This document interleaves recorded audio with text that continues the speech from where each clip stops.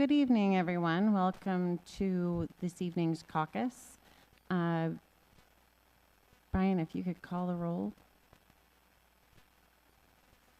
Adams, Anane, Valorn, Brody is absent. Farrell, Flynn, Hoey, Here.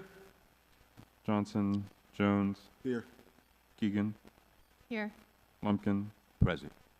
Powell, Robinson, Williamson, Present. Zamer. Here. 8 present. We're also joined by Council President Callie Kimbrough, City Clerk Shaniqua Jackson, Senior Assistant Corporation Counsel Martha Mahoney, Legislative Director Brian Jimenez, Junior Policy Analyst Carly Johnson. And we are now joined by Councilmember Adams.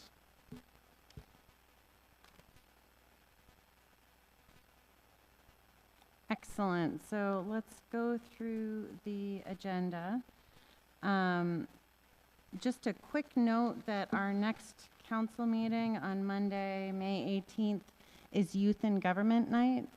So that means that we will have, we'll all be shadowed by a high school student. I believe they are all Albany High students. We did give opportunities to other charter schools, but this year just Albany High students are joining us.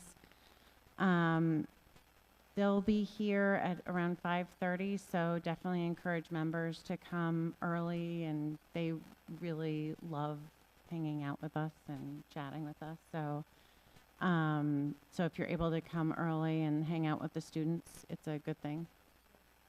Yes, and there's a dinner, so they not a fancy dinner, but they Light get refreshments, some sandwiches, probably some, juice, water. Nothing extravagant.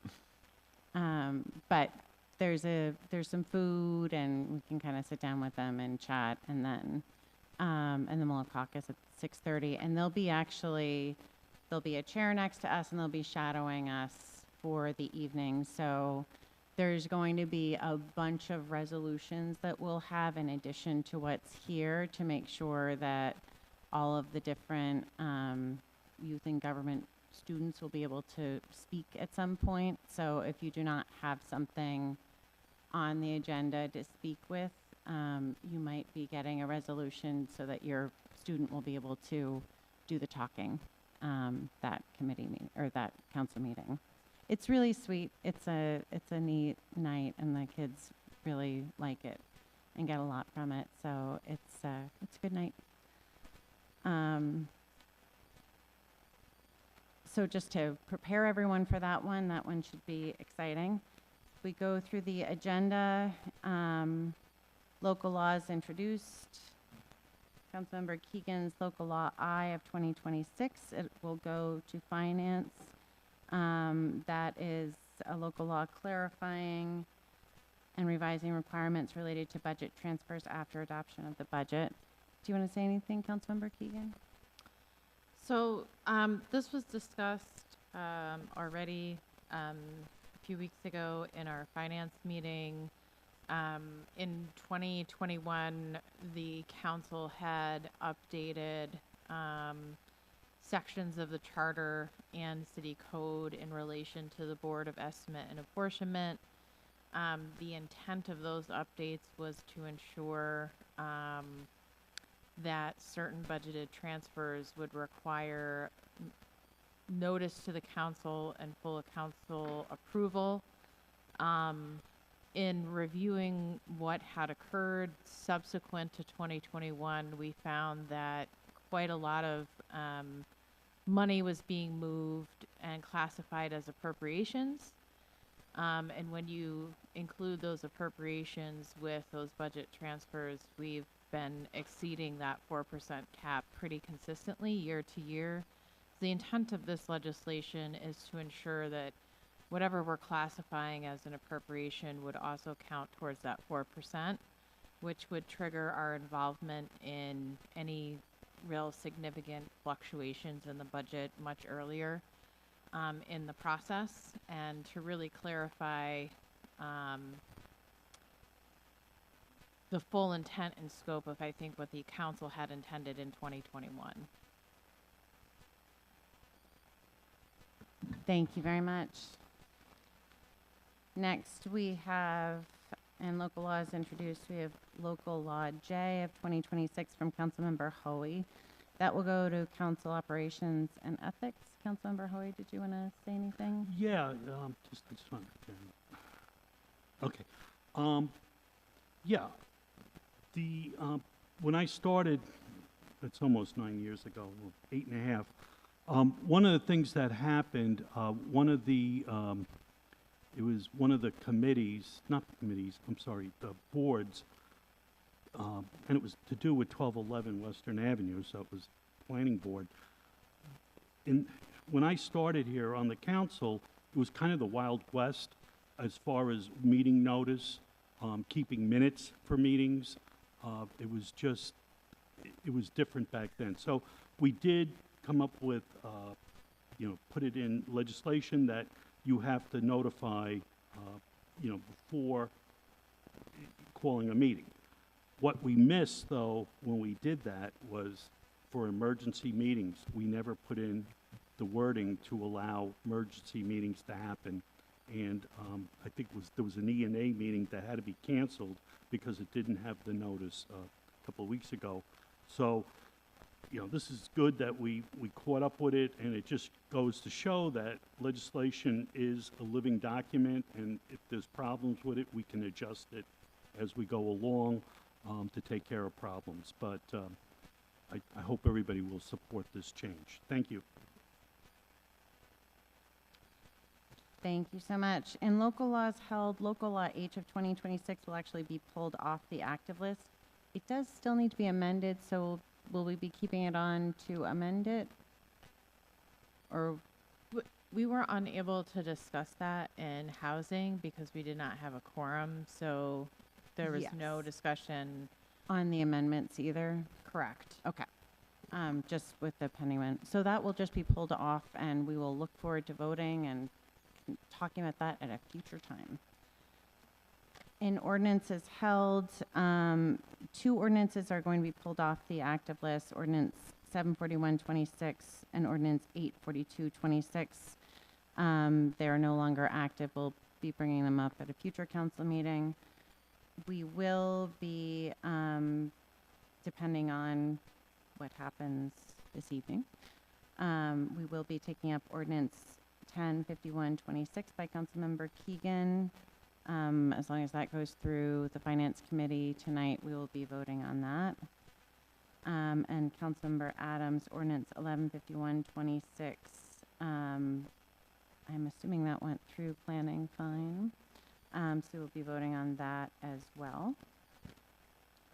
In resolutions introduced from Councilmember Adams, Resolution 365226R, we'll be voting on this. This is a resolution honoring May 2026 as Asian American and Pacific Islander Heritage Month in the city of Albany.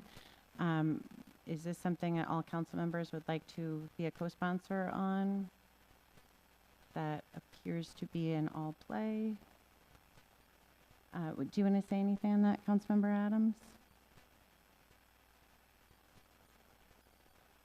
Again, this is a piece of legislation supporting and celebrating the history and heritage of the Asian culture. So we want to, again, just pass this resolution to support them in their community. Thank you so much. Next from Councilmember Flynn, Resolution 375226R. This is recognizing and celebrating May 2026 as Mental Health Awareness Month in the city of Albany. People who would like to co-sponsor this resolution? This looks like another all play. Excellent. And from Councilmember Adams, Resolution 385226R, resolution recognizing May 2026 as Bike Month in the city of Albany. Is that something everybody would like to also co-sponsor? That is another all play. Did you want to say anything on that, Councilmember Adams? You certainly don't have to. Just like to give the sponsors an opportunity. No, I think tomorrow is Bike to Work Day, so if you can, come out and join us. Thank you so much. Next, we have Resolution 395226R from Councilmember Powell. That will go to planning. Did you want to say anything about that, Councilmember Powell? Sure. This is related to the transfer station for that might go on Rapp Road. We had to do an environmental study, or the city had to do that as part of that planning process. Consultants have completed their report. I met with them, and it seems to have no findings of a negative impact. There's a very comprehensive report that council members will have access to, and we're planning on having folks come to that committee meeting on the 1st to discuss with council members more. So, thank you.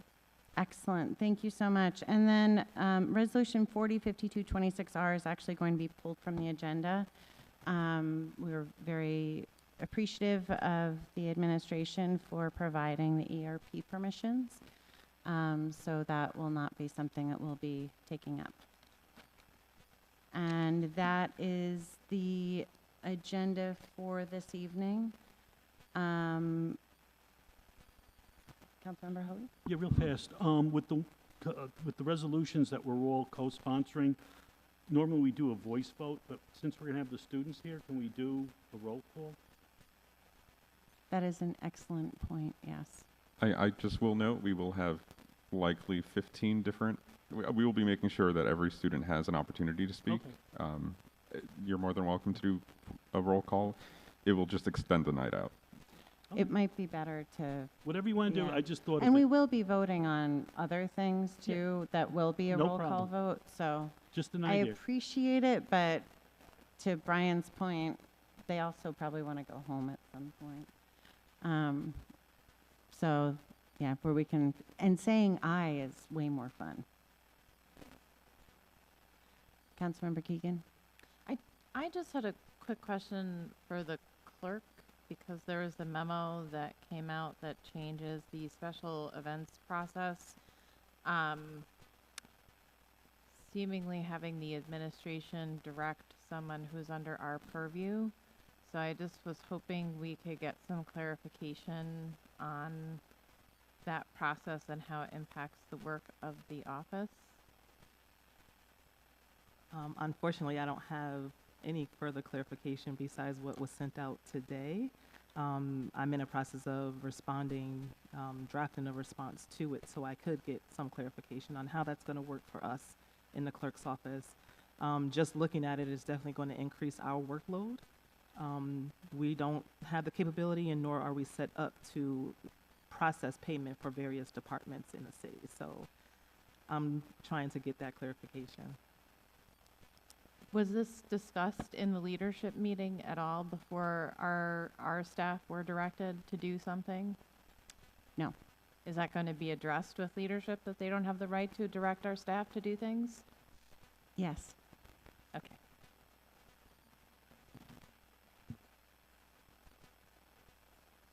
Councilmember Zamer? I had a similar concern, and so when you do communicate about this, the majority of what we co-sponsor are neighborhood block parties. They're not formal organizations that collect money, and so I'd just like to also confirm whether that directive was also supposed to encompass neighborhood block parties. Yes, that's probably one of my first bullet points, because we have a lot of events that are neighborhood block parties, or picnics in the park, or prayer groups, or that want to just hold Bible study in the park. So those events, they don't need any city services. So I'm trying to get some clarification. So that's definitely something that I'm going to address in my Thank you. response. Yeah. Yeah, and I will say, I know that the block parties do require some to block off the street. That comes But- from parking, though. which is separate and distinct from the city. Not the The drop off of the gates is done by that's parking. DGS. It always was DGS. I don't know. It's DGS. Is it yeah. DGS? But they DGS drop drops off off the the horses, and blockades. then that's it. There is no other city services besides the blockades that are there for the block parties. And they are usually left there on the weekday and picked up on the weekday, so it's not, Yeah. it shouldn't be overtime. That's a $50 charge, if I remember, because I've done a couple, it's a waive of a $50 fee, so if I remember right, Shaniqua? for I a mean, block it's party? also something that, we are in a fiscal crisis. If that's something that is cost prohibitive, that should be something that we are all aware of and should be part of the conversation. I think that that's a conversation we're really happy to have, but we should find out the costs associated with it before, before making a giant opinion yes or no. But certainly for like a prayer meeting in the park where you have a few people that could probably just get in the park regardless and gather, we don't want to put people at a disadvantage if they're actually doing the right thing and coming to us and asking permission first. Was there any? I will note that what may be underlying this, as I've had some discussions with departments about the event process, is that the way that we do billing for events, somebody will come through the clerk's office and book an event, and then they will receive a separate bill from the police department, the fire department, DGS, and engineering for the cost of those services, which can make it very difficult for anyone wanting to do an event in the city to actually cost out what the per hour cost is going to be. And secondly, can make it very difficult for various departments to track down those fees when they're not paid after the fact. So the approach may be something that is trying to address an issue and have folks who are approaching the city have one upfront projected cost and one bill as opposed to 4 or 5. But my concern was that it was directing a department that's under our purview to do something really specific, for which I didn't feel that there was any coordination with us about how that would be actualized. Yeah, and there is not, I mean, not to speak for our clerk, but in speaking with her, there's not a function in the clerk's office to actually be able to do that. So if it is something that they would like the clerk's office to do, she does, our clerk is willing to put in the work to do that, but she would need some more infrastructure things and that it's not there. So that's would be an outlay of costs unless the administration wants to take that piece on, and then, we're happy to work with them on it because we certainly, especially being the state capital, there's a lot of things where it's outside groups coming in, and it is a cost, and we should be charging for that. But it is something that if that's not something that office does, then it's not really fair to suddenly expect them to do it without any supports or infrastructure.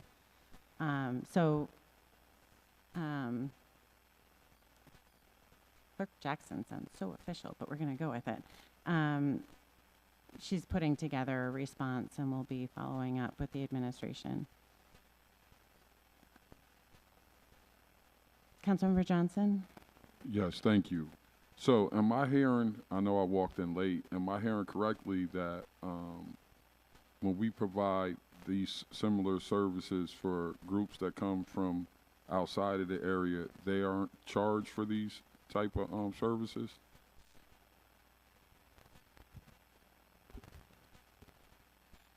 I want to say I can answer that two ways. In the past, if the mayor's office would have waived for, let's say, an outside organization coming in to do a rally or something, those fees would have been waived. There may be an instance now that they're, like, if you're sponsoring an event, it will waive the application and usage fee. But they still will incur those costs for APD or DGS or engineering if they need something. So I believe right now the administration is billing for those services. The memo that she put out now, it would be the clerk's responsibility, our office responsibility to man those costs or to take in those costs for all the city departments. So I'm supportive of that, but things that were already on the schedule that we, I think that going forward, the next time around, that should be, for any group that had something on the schedule and now to receive this in the 9th hour or the 11th hour, I don't think that that's responsible or fair. So Within the last, I don't mean to cut you off, within the last, I would say, month or so, the mayor's office has been requesting these cost sheets from the various departments. This is the first time she's put it out in writing that this is now going to be a requirement. And this is news to me because I received it the same time that you guys all did. yeah, so as with our current state, I would agree that we need to make adjustments on the services that we put out, but in the same tone, as a person who is going to be the voice of the people, we can't keep doing these last minute changes and keeping our people, holding them to the fire. So I would hope that the mayor's office is thinking this all the way through, because what we don't want is to push people away from doing events in the city and hit them with a cost that you can't project, you can't prepare for in the last. So that's what I wanted to offer. Thank you.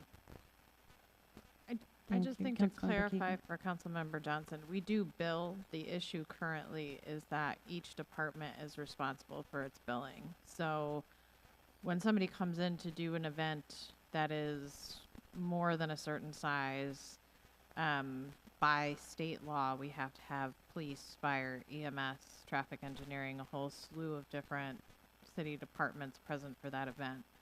Those organizations typically would be billed, but they're billed by each department for the per hour cost of the presence of that department. And based upon the size of the event will depend upon how many resources they actually have to send, so that per hour cost for the department's presence can shift around. And so we're chasing down oftentimes 4 or 5 different bills from various different departments. And we don't necessarily provide much information in terms of what the total cost is going to be. So an event like Art on Lark could cost a vendor upwards of $12,000–$15,000 for all of the city resources that are allocated to that particular event for that day. But they may not find out the full cost until all of the department billing comes back, instead of having one sort of upfront itemized cost for all those departments in one bill. I think that may be the strategy that they're sort of following, but it just was not communicated in a awesome kind of way. Thank you. And I think to Councilmember Johnson's point, it also wasn't done consistently. So there were situations where people were surprised by bills. So definitely appreciate all of that feedback. And I also want to make sure that our staff is not put in a situation where they're expected to do something where they don't have the function to do it. So we'll be following up on that. Councilmember Hoey? Real fast, because this is an important topic, I guess, but we do a lot of street renamings, and I don't know, I've only done one in my 8 years, so is there a cost involved in that, or will there be?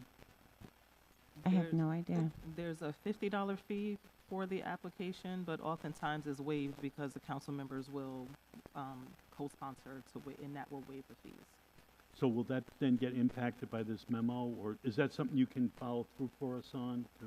I can follow up on it, yeah. Thank But I you. don't think that's included in this. Yeah, memo. I This think is that in it's just particular to special events, and special I don't events. think that street renamings are considered like special events. I think that that's a regular event. Yes, that would be that's like two separate events. So you have your Just- street naming event, and then you have your, if the organizer wanted to do a block party, then they would go through this special event process. And street renamings don't go through the special event process. But it's also, to your point, Councilmember Hoy, it could be something that is impacted further on. I just wanted to go quickly through the leadership meeting. I am not going to cover the treasurer's part because the treasurer will be speaking in just a moment. But we did get the first batch of questions answered. There will be further questions answered by June 1st. We also got the reporting access with the ERP, which Brian has been steadily working on, and that's very appreciated. We had a few council members asking for just some basic talking points on the budget from the mayor's office. So we did request that, and they said that they'd be happy to provide that. We discussed the potential of the comptroller review and asked for a time frame in that. The mayor, as she said publicly, she is comfortable with knowing what has happened and filling in the gaps from the past. So she doesn't, that's not a place where she would necessarily feel that the comptroller's input would be most helpful. But they have been looking at their fiscal management system, and they're concerned that that's not as up to date as it should be. There's a lot of different options with it. So we're potentially interested in a future comptroller review, and they're concerned about the impacts on staff time for the comptroller review. So that's one of the reasons why she'd like to wait. I asked for a time frame on that, when they would be looking for that, because I think that that's something that would be helpful. Ideally, that's something that we would, as a council, work with the administration on. And I think us as a council, there's some members that don't feel we need a comptroller review. There's some members who feel like we need a comptroller review 2 months ago. I think getting a time frame from the mayor's office on when they would like to see that and a little bit more fleshed out would be helpful for us to kind of guide all of the different voices in that. So they said that they would put some thought together for that and share that with us so that we can get a better idea on actions on our end. And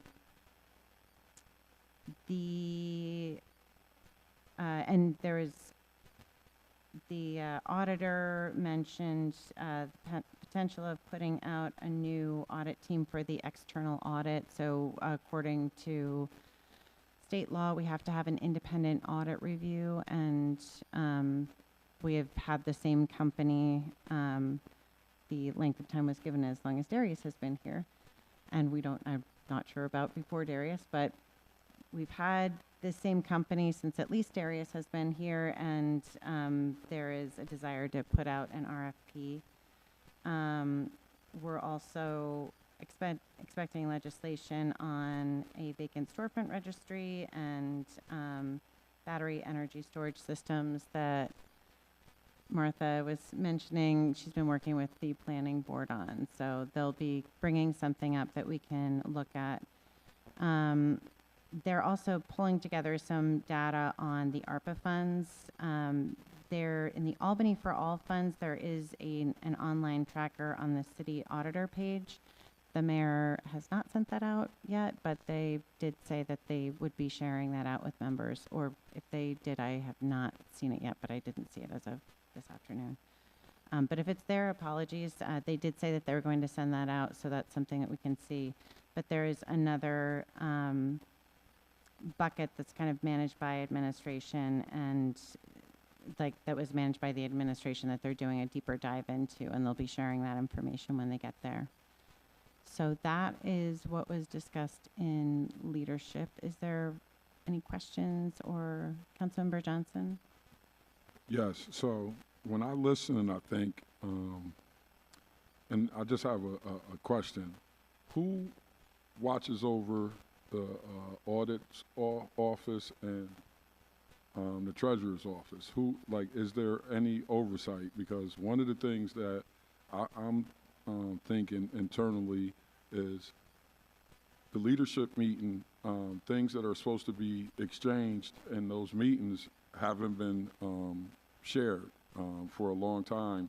I've never been to a leadership meeting, but the stuff that I'm hearing is a lot of times there's opportunities for the mayor's office and leadership to share information, and if that's not happening on the level that it needs to be, I think that that's a point that we can start at to keep people better informed.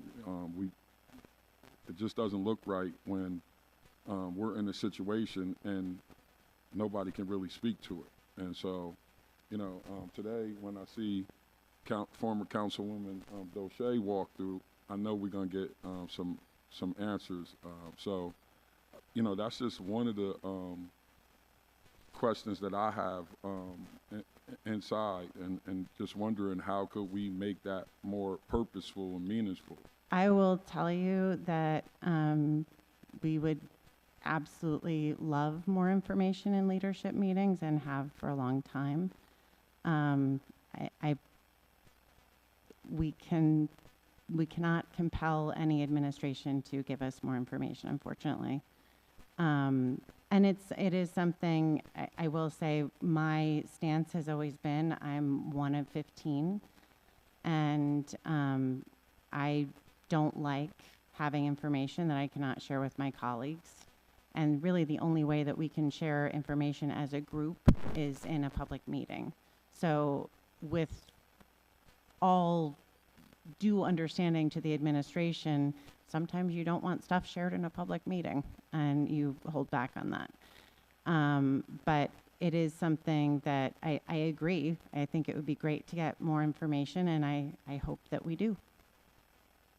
And, you know, I've just lived through this through the last 8 years of hearing these frustrations shared by leadership. So if we are truly trying to make things better, I think that that's a point that we can tackle before we start bringing other people into the conversation. I just...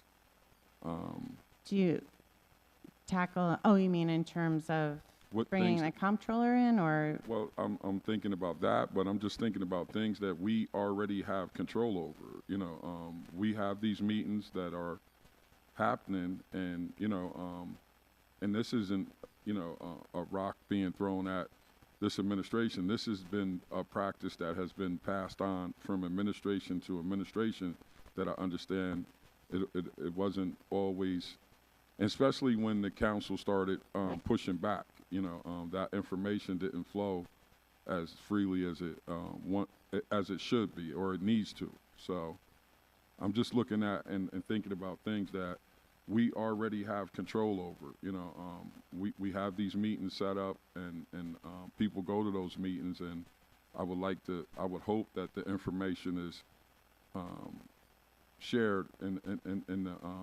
best way that it can be. And I understand that sometimes, you know, you can't talk about things before they happen, but this body should know what's going on because totally agree. those phone calls come from left field. I totally, and as I said, I've always been someone that has said I don't want information that I can't share with my colleagues. I don't. I have the same vote as everybody else, And unless there's been a couple of situations where there's been legal settlements that we have had to have a heads up on things, that's different. But other than that, it's always been my preference to know what I can share with my colleagues. And there are times that we have shared information in writing where it's not like a discussion point, so it's not something that would trigger open meetings law, because you can offer information without it being a back and forth. And we request that council members keep that confidential. I've found that that is respected for the most part, but it's not always respected. And I know certainly with the past administration, I haven't had the full discussion with this administration, but that's been concerns that they are concerned about information going to the full body and that then being shared out. We're all elected officials. We're elected by our constituents, and whether or not information is held in or not held in, from my perspective, is not the thing that should be the focus. The thing that should be the focus is about sharing information. And everything that we do, it's all public. So we should be able to talk about it in public. It should be something that should be able to be seen in public, especially when we're talking about taxpayer dollars, which is what every single dollar that comes in here is, one shape or form. It's taxpayer dollars, and we should be able to talk about that publicly, and we should be getting information regularly publicly, and I completely agree with that. But I appreciate you mentioning it, and we are always open to talking about things in different ways. We always want suggestions for anything to discuss at council leadership meetings, and like to provide a report at caucus for what's discussed. But thank you, Councilmember Johnson. Was there anything else from anyone? With that, Councilmember Johnson? Yes, I did have one thing. In the second ward, we've been continuously having problems with the no parking signs. When I came out this morning, it was several cars about to be towed, and they can't keep on telling us the same story, that they put up signs and the signs are taken down.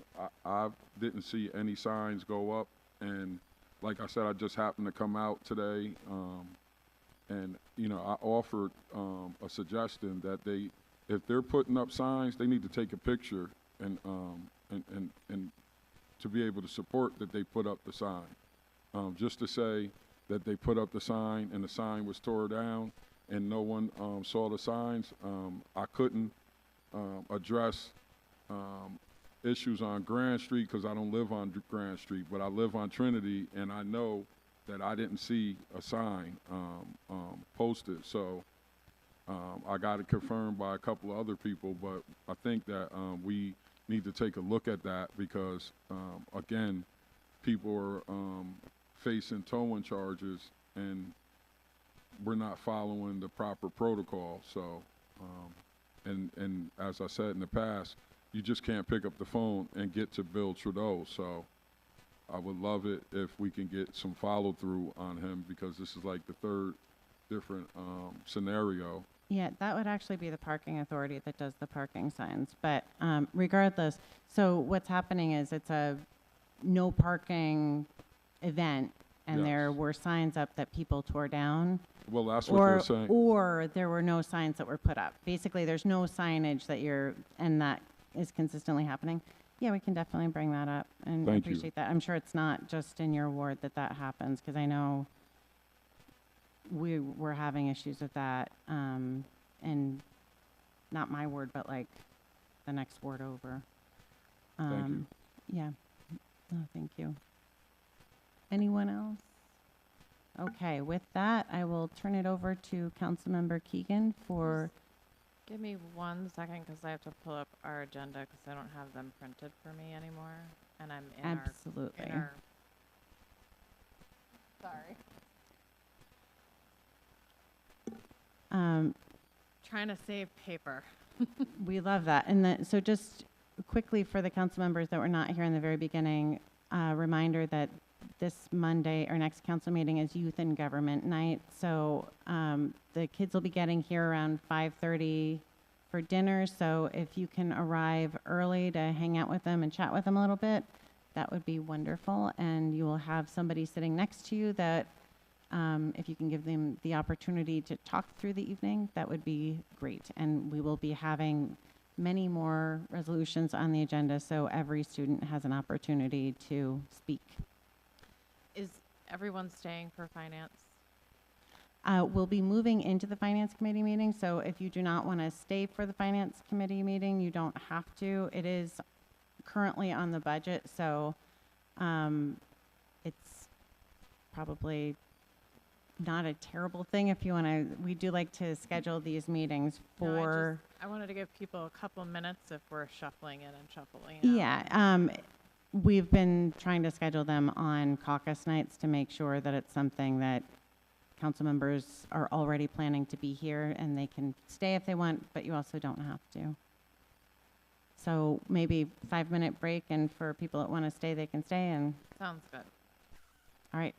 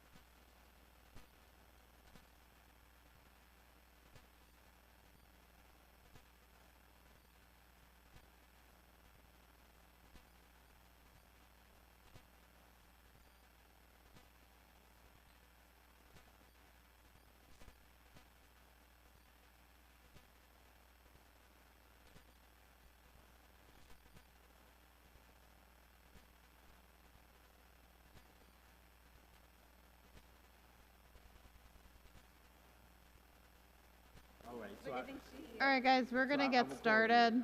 You want me to call you? Yeah. Okay, yes. Okay, I think she said you. Okay, all right. Okay, you call me. Here you go. We're going to get started. If everybody could make their way back to their seats, please.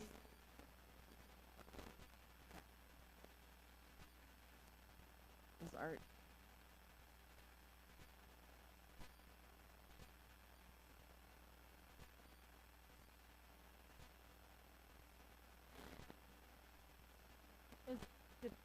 Is Art still here?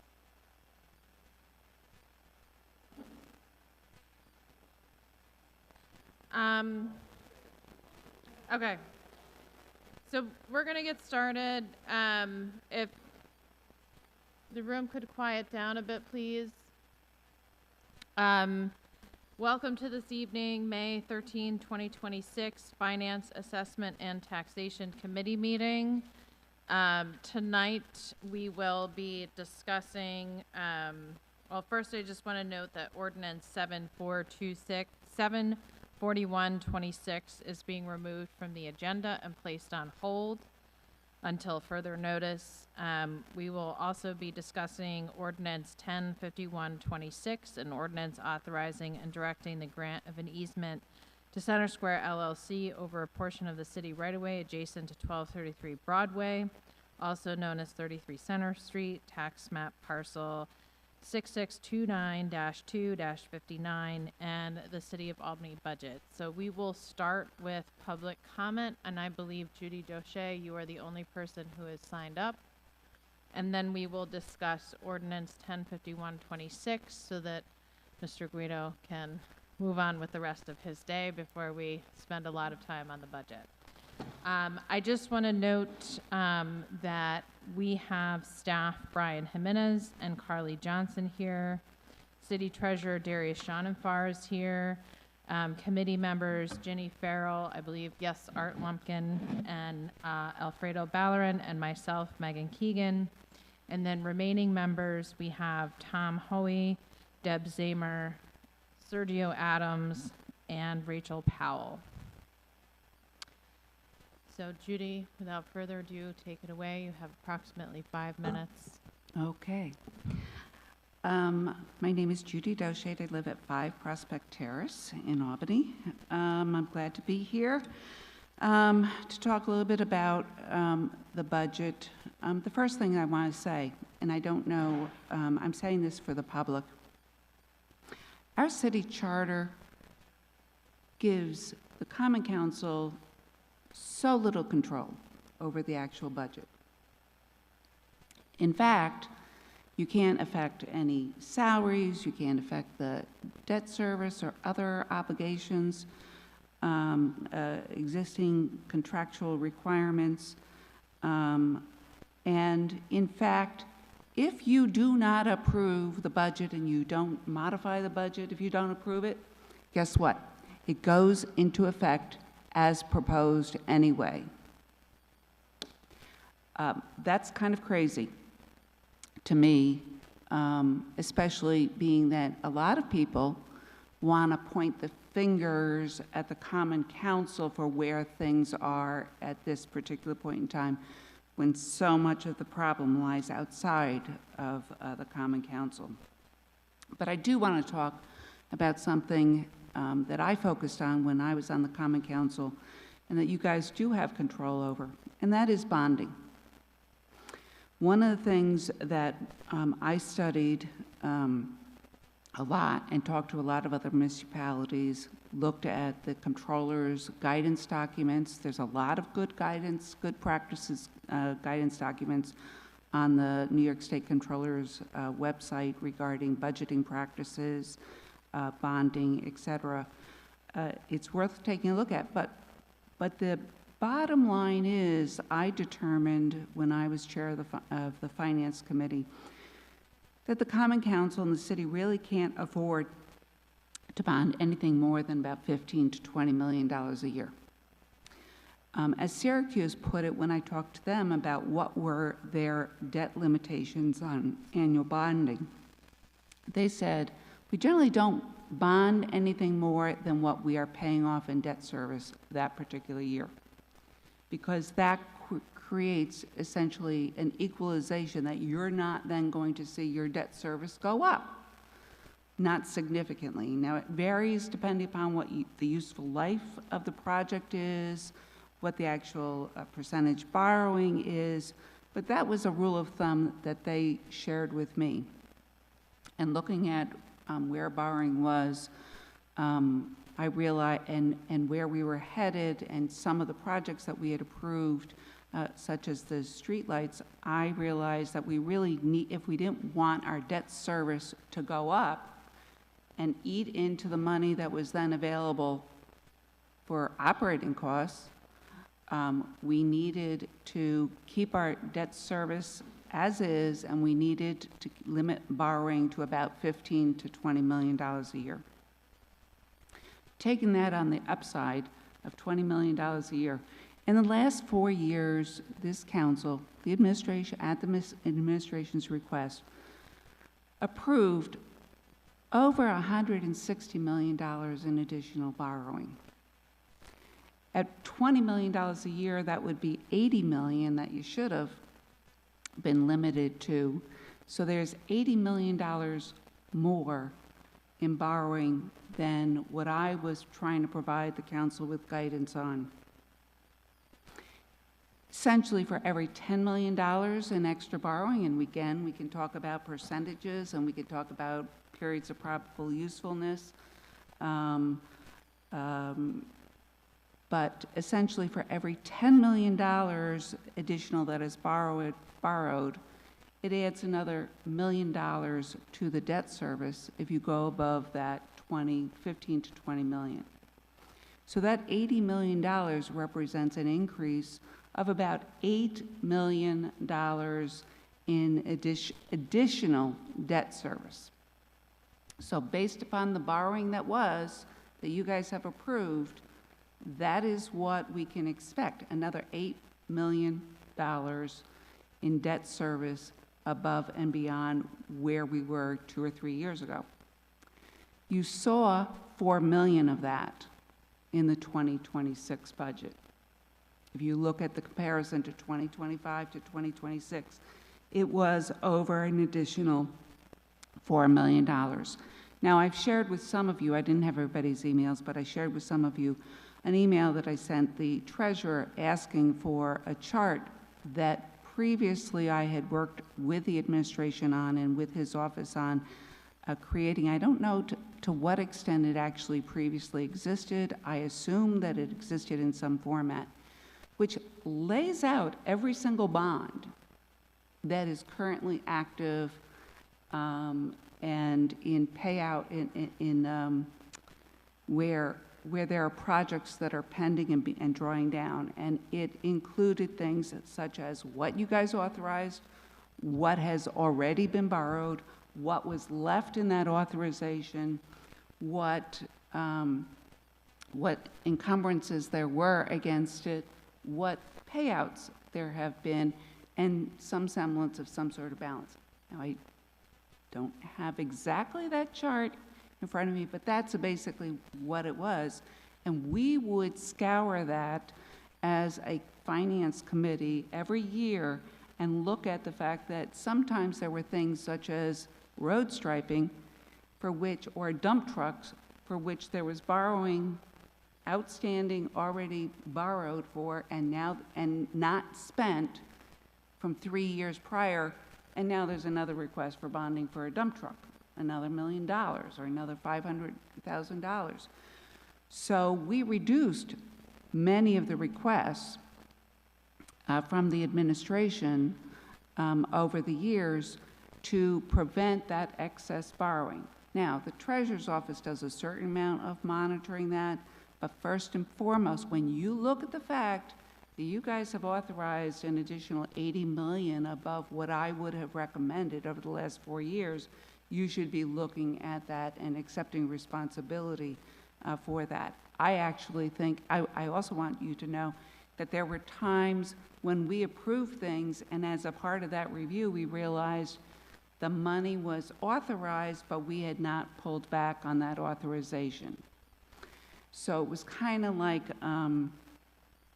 you know, a hair trigger. All of a sudden, you could have another $1 million borrowed that you didn't realize was still in the hopper and coming down the pike and adding to the debt service at some point while you're looking at the new bonding.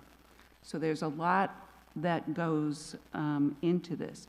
I want to point out that for every $1 million additional in debt service, if there is not income coming in otherwise to cover that, that equates to basically, because your tax levy is about $60 million, $600,000 equals a 1% increase in the tax levy. So a $1 million increase is about 1.5% increase. So what has been approved in the way of additional borrowing over the last 4 years could arguably increase the tax levy alone by 12 to 15%. So this is something, while the city charter is crazy and you don't have a lot of control, you do have control over this. It requires your approval for every one of those bond issuances. We did pull back authorizations in the past. For example, when we authorized borrowing for everybody to get a trash can that was going to be used not for the recycling, but then we were going to do that for the regular trash. And that was over $1 million, maybe $2 million worth of bonding authorization. We pulled that authorization back. The council did. There was a separate resolution pulling that back. I've shared with some of you what that I think you should be getting. Everybody should have that chart. Everybody on the council should have that chart now, and you should have that chart at the very start when the budget comes out. And there's some question in my mind about, you know, once you have that chart, you can start to tell what has actually been borrowed against your authorizations, what is outstanding, and you can get a look at what your contribution to the budget issue is at this point, and have a real conversation about what you might be able to do about that at this particular point in time. I want to note that also, every October 1, when I was chair of the Finance Committee, I asked for the expenditure, income and expenditure chart as existed on October 1. And that's a nice convenient time where you can look at then, and it shows you what is, you know, left in accounts, et cetera. You can look at that and go, oh, is that 75%? Is that 80% of what was budgeted? And in some cases, there are explanations for some of that. You know, funding that, you know, some of our state aid comes in odd cycles and whatever, but that provides you with a basis for actually asking questions about the legitimacy of what is in the budget, what is proposed in the budget. I want to say every single citywide elected official, every elected official should be scrutinizing that. When I talked to some other municipalities about some of these kinds of issues, they were looking at those reports monthly.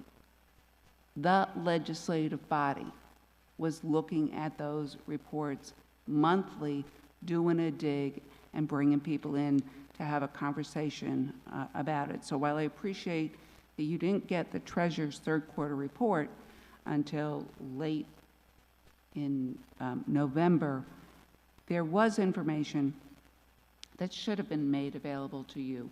When I got those reports as the chair, I immediately forwarded it on to all of the Common Council members. Some dug down into it more than others in asking their questions.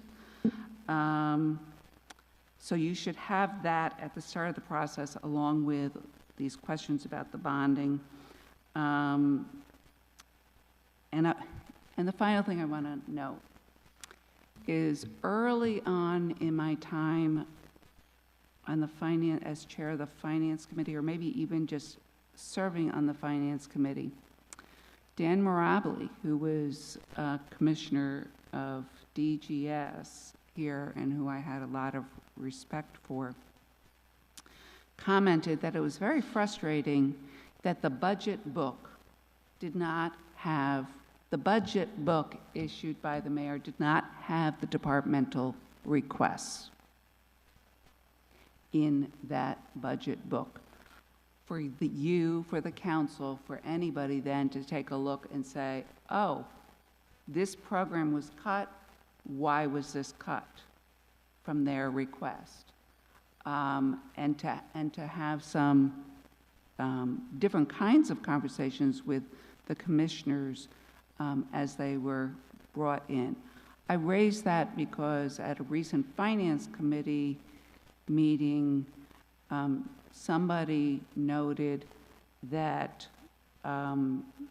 with regard to the cutting back of funding for the 7%, 10%, or 15%, that some departments were working off of the numbers as they had proposed them or came out previously versus what was actually adopted by the council as part of the budget process. So while I never followed through on that, I thought that that was an interesting comment to share with you guys. I just want to note that we are way over our 5-minute I know, public comment. I know. I was noticing that you were indulging me, and I hope that you find the information that I provided helpful. I don't know if I take questions now or not. I don't. We generally don't do that for public comment, and I have both the city treasurer waiting as well as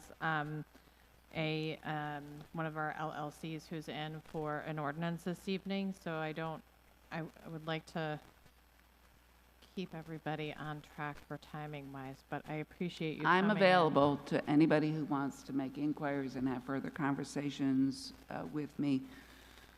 I wish you all a lot of luck. I wish the city of Albany a lot of luck on this. Thank you. And so we're going to move on to discuss Ordinance 1051-26. If Mr. Guido would be willing to come up to the mic. So this is an ordinance authorizing and directing the grant of an easement to Center Square LLC over a portion of the city right-of-way adjacent to 1233 Broadway, also known as 33 Center Street, tax map parcel number 66.29-2-59. Some of you may recall that we granted an easement, I believe, to this property in 2024. Correct. So the supporting documentation that was sent out for this in terms of the financial assessments were going on those 2024 assessments, but I was hoping you could just let us know. I know last time I believe it was so that you could do an ADA ramp into the building. Yes. Yep. And I was hoping you could just let us know the purpose of the easement this Sure. time around, because I think the council will also like Yep. the proposal. No, as well. absolutely. And one thing to note, I think the appraisal actually said 24, but it was completed in 25. Okay. So I think like the appraiser, if I need to update that, I can. I actually think it was 25 numbers. Not sure if that helps, just kind of with the timing. And We just typically ask for that documentation to Yep. verify that we're not, signing away highly valuable Yep, stuff without having that conversation. But if you wanted to give us just sort of a synopsis of the reasoning behind Yep. the request for easement. Sure. I'd Yeah, appreciate it. absolutely. So just a quick overview of the project. It was 2 tax foreclosed lots that were owned by the Albany County Land Bank. We purchased the asset and we ended up developing a 13-unit residential property. And given the size and kind of uniqueness of the project, we tried to utilize every potential square inch that we could to make the units kind of as generously sized as we could, and to make the layouts as efficient as possible. The first easement that was mentioned was to put a ramp in the right-of-way. So we just have our entry ramp into the building that allowed us to just kind of maximize the size of the units and the interior layout. The second easement is kind of a unique circumstance because in this district in the city, there's actually no real stormwater where we can actually connect into. So we're up on Broadway, and the closest stormwater is on the other side of Center Street, down probably several hundred yards away. So to actually connect there would just not be financially feasible, and I don't know if it's actually like possible to do so either. So in an attempt to, not have stormwater going onto neighboring properties, we built this stormwater drain in the kind of right-of-way area. So basically we built it up, we dug it out, put in the stormwater rotation and some piping, and then we backfilled it with like rock and vegetation to kind of keep stormwater contained there. And that the main reasoning that we had to do it is just because in most zones, in other zones, they sometimes allow for sewer and stormwater to be connected. In this zone specifically, they actually don't allow for that. So there was really no alternative for us. And we submitted this plan to the water department, and they were on board, and DGS reviewed it as well. My understanding is that this is essentially functioning as a rain garden. Yeah. And Yep, has exactly. green space Correct. incorporated. Yep, exactly. Yeah, so it's just kind of like retaining water in the basin itself, and then we have like additional vegetation to help with that too. Are there any questions from committee members? Any questions from non-committee members? Do I have a motion? Councilmember Farrell? I move to move ordinance 74126 through the 1051. 105126 through the committee with a positive recommendation. Second by Councilmember Ballerin. All in favor? Congratulations, Mr. Guido, and All right, thank hopefully you. you have a wonderful rest of Thank you your very much. I evening. appreciate it. Got you in and out in 10 minutes. All right, next up, I would like to welcome City Treasurer Darius Shanfar.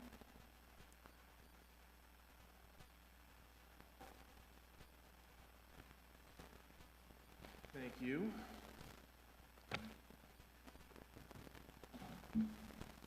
All right. Well, thank you for the opportunity to present the year-end report and discuss these important issues. I look forward to continuing to work collaboratively with the council and the administration. I also want to thank you for the grace for allowing me not to be here in the last two meetings so I could parent sit and help the family.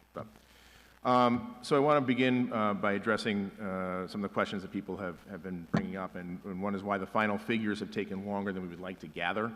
The reality is the Treasurer's Office is the final point in the city's financial process.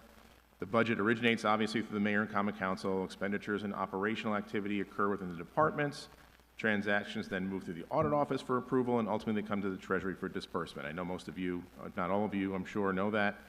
But as you know, our core responsibilities are to maintain the integrity and accuracy of the city's financial reporting, manage the city's cash and liquidity position, administer disbursements, and maintain the accounting records for the city. So as a result, Treasury can't fully close and report on the city's financial position until expenditures are submitted, approved and paid, and revenues are properly received and recognized. When invoices are delayed several months after year end, or when grant revenues and related documentation remain unresolved during the closeout process, final reporting becomes significantly more difficult and prolonged. Those challenges were compounded this year by the implementation of the new ERP system, significant operational transition, obviously the auditor's office, the mayor's office, and unprecedented now fiscal financial pressures. It's also important to emphasize that while the Treasurer's Office works in coordination with the administration, it operates independently from it. As I said, I talked about our core responsibilities, but in other words, we pay the bills, keep the books, and watch the cash. So as part of this responsibilities, the city undergoes an independent external audit every year. We were talking about that earlier, and those audits are publicly available. Historically, the city has routinely received clean audit opinions with limited findings, reflecting the reliability of the city's financial reporting process.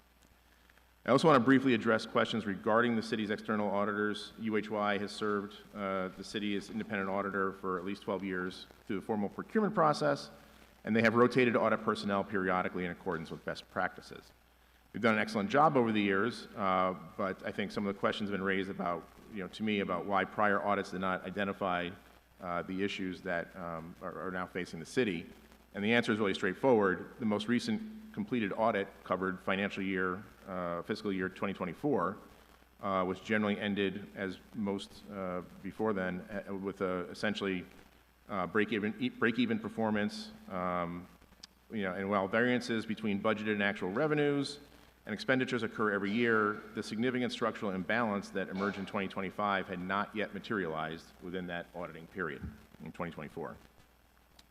So as we move into the 2025 audit cycle, which typically begins in June, we are going to rebid the audit engagement as part of the standard procurement and governance practice. So that should be going out in the next day or two, I hope.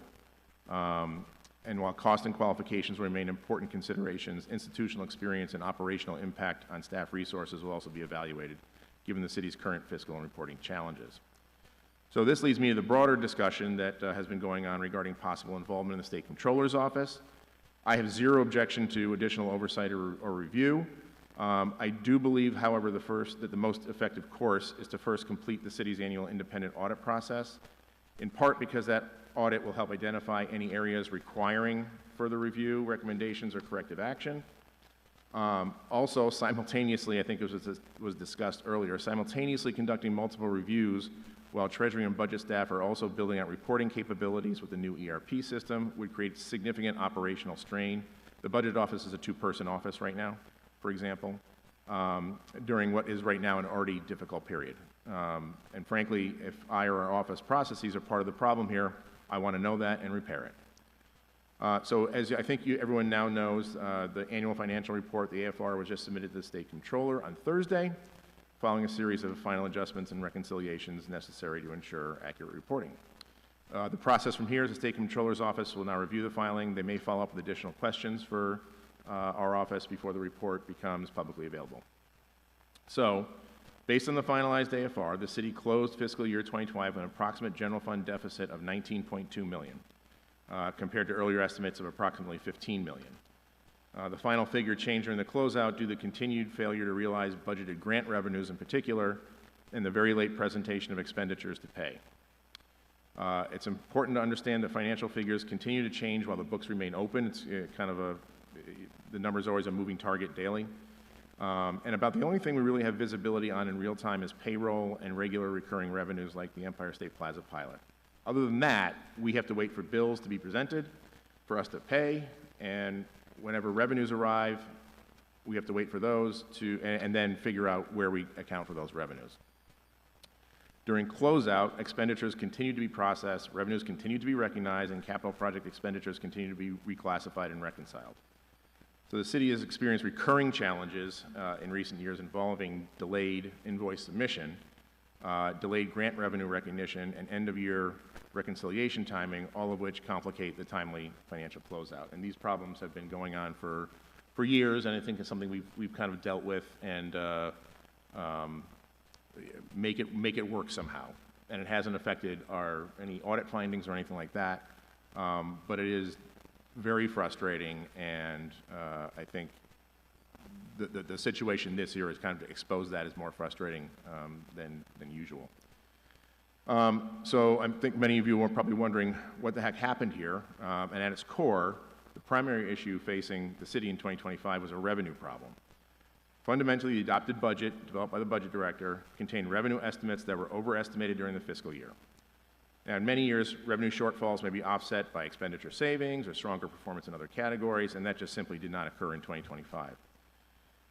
I also want to clarify again that the Treasurer's Office is not responsible for preparing the city's overall operating budget beyond its own departmental budget submission. Our role is to maintain the books, administer cash, disbursements, etc. The budget is administration responsibility after you pass it, and it's guided by the budget director.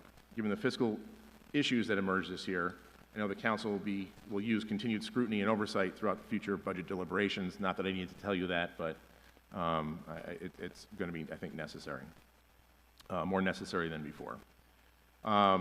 In my report, I just want to address briefly a payroll issue that I'll get to a little bit later that I haven't discussed in my report itself. And that had to do with earlier quarterly payroll reporting relied upon budget figures generated from the ERP system, which did not include a new negative budget adjustment for projected vacancy savings in the adopted budget. Because that adjustment fell outside our standard payroll reporting methodology, early reporting overstated the payroll budget amount. So the money spent was the same, but we later identified the issue and we corrected it towards the end of the year. So ultimately what you see here is that payroll expenditures exceeded budget due largely to the absence of meaningful vacancy savings during the year. I also just want to briefly mention, I know that everybody's going to be interested in the first quarter report for 2026, and the unfortunate answer is we need some time to build out the reporting in the new ERP system to be able to produce a report. As I said, we'll take some time. We'll keep you updated on the status. And you know, Brian and Robert are very good at keeping up with me to reach out for those questions. So in sum, the city must continue strengthening interdepartmental coordination, grant and capital management, and budget monitoring processes to improve fiscal visibility throughout the year. What this has clearly shown us is that we need stronger controls, particularly around the budget and its administration. So with that, we can get into the report. So as I said, the city ended up with a $19.2 million deficit. You know, revenues were only at $203 million, and general fund expenditures were at $222 million. It's a little bit somewhat inaccurate because debt reserve actually filled the, in terms of a budget, could be considered as filling in above that expenditure total. But for the books, it's dealt with differently under state accounting rules, basically. So the largest variances were in economically sensitive and intergovernment revenue categories. Sales tax was 2.7 below. Pilots were 2 million below budget. Speed camera tickets were under budget by 2.6 million. And I think one of the real problems and weaknesses here was intergovernmental revenues were 7.8 million below budget, primarily due to unrealized reimbursement-based revenues that had supported the operations. So what that essentially means is that we were spending off grants that never materialized. And that obviously should not happen, but that's what happened in a lot of circumstances. So as a result, 2025 finished with an operating deficit, but the city's exhausted remaining fund balances and is projected to enter 2026, well, is entering 2026 now with a $10 million negative fund balance, which is not where you want to be. Cash flow conditions are expected to remain constrained. The timing of state aid receipts and other major revenues, we're monitoring those closely for liquidity needs and potential need for short-term borrowing. If you go on to the individual items, real property taxes, you know, usually this is one that comes in, you know, at budget, hopefully a little bit more if you don't have tax cert cases to reduce people's tax bills. But because of the reassessment and tax certiorari appeals of valuations, we ended up about $500,000 under. Sales and use taxes, again, about $2.7 million under. This is simple overestimation of sales tax revenues. Part of it also, I think, is that we did not see a usually sales tax tends to go up during the year because the last 2 quarters, especially the fourth quarter, it's the holiday time, tend to have more, and that didn't really materialize this year. Under other taxes, you know, mortgage tax was a bright spot, so, you know, people are buying houses. But the other items that you see here, utilities, franchise fees, et cetera, those are under budget and came in, again, which is a persistent pattern. Pilots are $2 million under budget, and this is disappointing to me for sure, because usually the process had been that the budget office would contact our office to get evaluation for the pilots, and what I didn't realize until too late was that we were never contacted on it. So the number was developed somehow. I don't know. You know, I should have caught it before. I should have caught it in the second quarter, but unfortunately, when your first and second quarter reports generally won't necessarily see a variance in it that is noticeable offhand. But this is one that was I'm particularly unhappy about, obviously. Generally speaking, the pilot figure should be spot on every year. Do you mind? Yeah. I'm sorry, and I won't interrupt. That's okay. But the what happened with pilots? I don't totally understand how that was off. Pilots? Yeah, Yeah. just. Yeah, he got the number, I think the budget director got the number from wherever, but not from the ERP and not from our office. As simple as that. Yep. So the numbers that were in the budget book were not sure how they were Correct. gotten to. They were not. Okay. The normal process has always been that the budget office would reach out to the departments to check on the revenues where they were, and that had always been the case in our office, and it just didn't happen. And I don't remember pilots being off in the No, past. they shouldn't be. Has that happened in the past? It happened a couple years ago, but that's because of the reassessment where some tax sort of cases would take a little bit off. Yeah, but no, but generally speaking, that should be, yeah. So, yeah, go ahead. Can I ask a follow-up on this? Just so I understand, so the pilots that we're talking about, they are generally predetermined amounts, a Yeah. restricted amount? For the most part, yeah. The shelter rent pilots are not necessarily, because that varies year to year based on the rentals. But for the IDA pilots, those are generally set, I would say not set in stone, because a reevaluation can affect those, but, we do have the spreadsheets and the projections, going forward as best we can, so. Okay, Yeah, thanks. yep. Intergov revenue, now this is where I think we saw a lot of the problems that I was mentioning earlier. We basically, where the real deficits were grant revenues that we're not really quite sure. We don't know. I think sometimes the departments don't know where these grants came from and how they were in the budget book, but as best as what we know on our end is that we're waiting for grant revenues to come in for these grant lines, and it never materialized.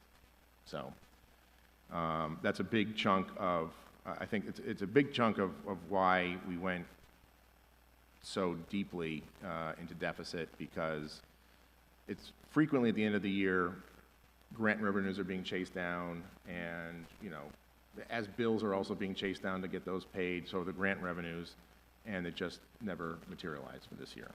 So, Just Yeah. to quickly clarify on that, though, typically when any entity receives a grant, there's an application, there's an award, and there is a billing process. Yep. For capital improvement grants, it typically requires the full completion of the project, and we get reimbursed. But grants for services typically have like a quarterly reimbursement submission process where the city would produce some sort of fiscal report. So I would assume that the treasurer's office would be somewhat involved with that, because like for state and federal grants, there's a whole like back-end fiscal audit process to ensure that how we're spending that money aligns with what the intended purpose of those funds were. Yeah, the grants are largely managed through the departments, and that's part of the problem here. And so we are involved with the grants as they bring them to us. I think that's part of the problem here. I think this really touches on some of the changes that need to be made in really centralizing grant administration. in the city so that stuff like this doesn't happen. Do you have a question, Rachel? No, you looked like you wanted to say something. I think, well, Rachel and I probably are the most Grant conscious? grant-conscious people, given our backgrounds, our professional backgrounds. I mean, this sort of process, especially for fee-for-service grants, is not unknown to the two of us. So that was one of the reasons why in the questions that were structured to the treasurer's office and the administration, many of them came from me and asked, was documentation submitted? You know, when was this grant awarded? For how long? When was documentation submitted? Are we still waiting for reimbursement? Because the other sort of pieces is that we could have issued a Q3 request for reimbursement, and it may not have come to us by March, because that is oftentimes how state and federal review processes work. Once that comes in, it doesn't necessarily turn around in a timely fashion. Rachel? I just want to add that when you say grants that didn't materialize, I'm thinking grants that we applied for that we weren't awarded, right? And I just want to make sure that's not what you're saying. I don't know. We don't know because that's managed by departments, but that is a much different budgetary item, right? Like, we applied for a grant, we put it in the budget, we weren't awarded it. That's a much different budgetary item than we were awarded it. We have the award letter, and there may be an issue with reimbursement, there may be an issue with paperwork, right, that we can resubmit and recover some of that money. But I think that's where we don't know any of the background information at this point. I think our issue from the council's perspective is that when we reviewed these budgets in 2024 and 2025, we were told that the grant funding had been awarded and that was real revenue. So for example, the SAFER grant, when I saw that the money had not come in, I went back to FEMA and noticed that the SAFER grant had not been renewed since 2023. That's the last time an RFP went out. So there's no way that we could have booked money for fiscal year 2026. And the answer I got back from the mayor's office is a wildly different answer from what is on the FEMA website, which is that the SAFER grant changed and we no longer qualify.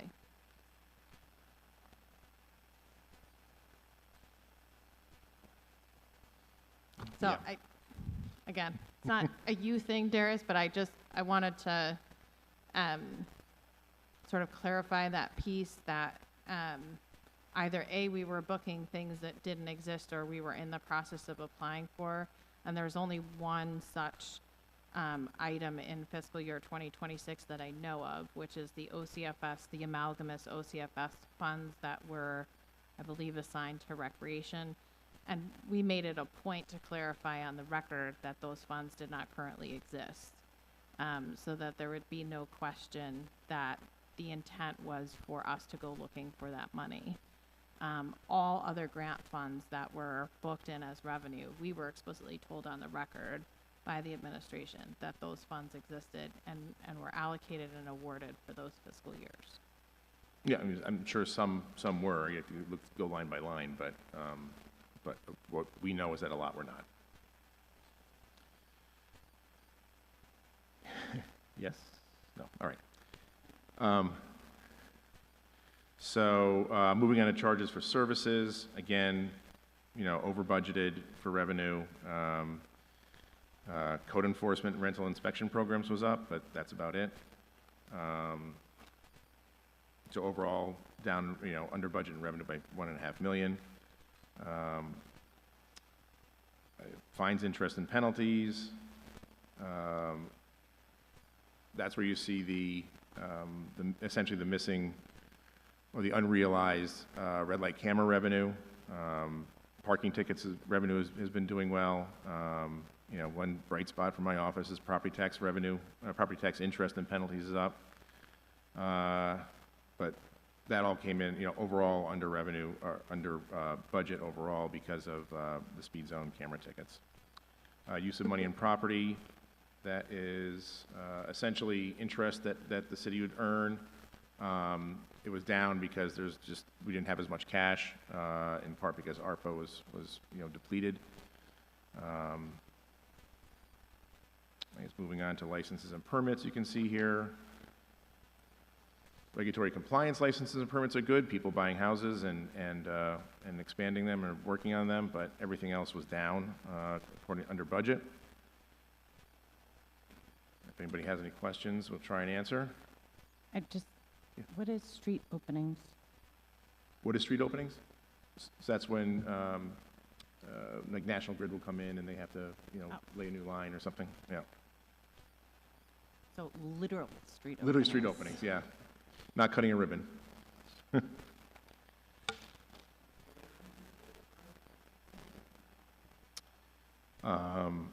Let's see, other revenues. Insurance recoveries, yeah, the health insurance recoveries, that is a lot, again, a lot under budget. I don't know why per se, but it was. I think we did a better year last year, if I'm not mistaken. Yeah.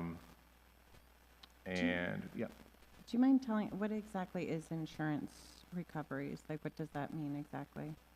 So that is, Mike, can you explain it? The insurance recoveries? I think I might be able to. So Yeah. in the budget, we had booked something like $500,000 related to some sort of reimbursement structure, and I cannot remember if it was a state or a federal reimbursement structure for the provision of health insurance and other benefits to our employees. And that was one of the revenue lines that we had booked $500,000, and it looked like $0.00 came in, and we had asked specific questions about what happened with that. Was there a change? Did a program expire and we misbooked this? I believe if you defer back to the answers and from the mayor's office, they do get into an explanation for that. I'll look for it. You can keep going.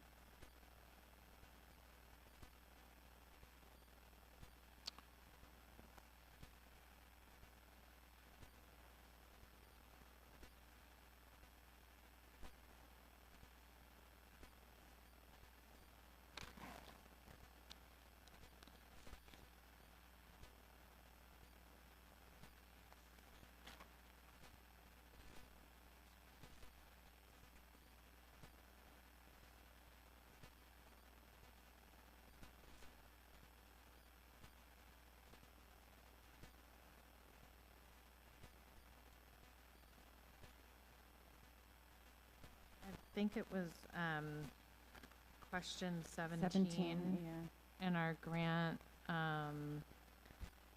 has been used for numerous non-recurring health-based grant revenues. And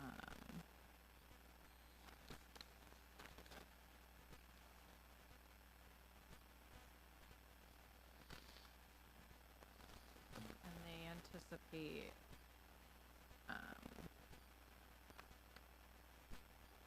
you don't anticipate using that ledger item going forward? No, as that's, the answer? that's, No, so is that that's for a different? different thing. That's for other health. That question, that's not for, this is separate, it's insurance recoveries, but I can. We'll get back to a Yeah. fuller explanation. That's more of a, Yeah. that's not a burning question that will solve any budget things. That's just me being curious, so.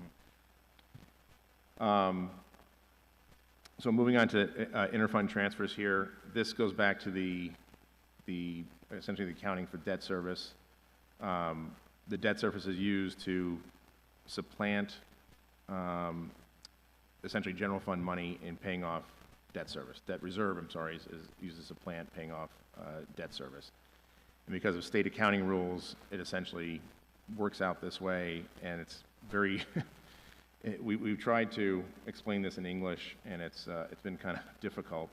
But if you read the the narrative here, it's like portions of those costs are instead offset directly through restricted debt reserve activity, rather than recognized as operating transfer revenue within the general fund. From a cash perspective, it makes up for the deficit in the general, well, not the deficit, it makes up for what otherwise shows as a being under budget in expenditures, essentially. So, moving on to general fund expenditures, and this is the one that I was referencing earlier on personal benefits. This is a little bit frustrating for me to see as well. But the number in my earlier three-quarter reports had $106 million as employee compensation for fiscal year 2025. That exceeded the amended budget of $100.7 million by $5.4 million. But the problem was that, well, let me start back over again. The figure that I had in the quarterly reports for what the payroll expenditures were was $106 million. The actual budgeted figure was $100 million. That's what it started at, and that was what was in the budget book. In my earlier reports, no one noticed that the $106 million figure was being used rather than the $100 million figure.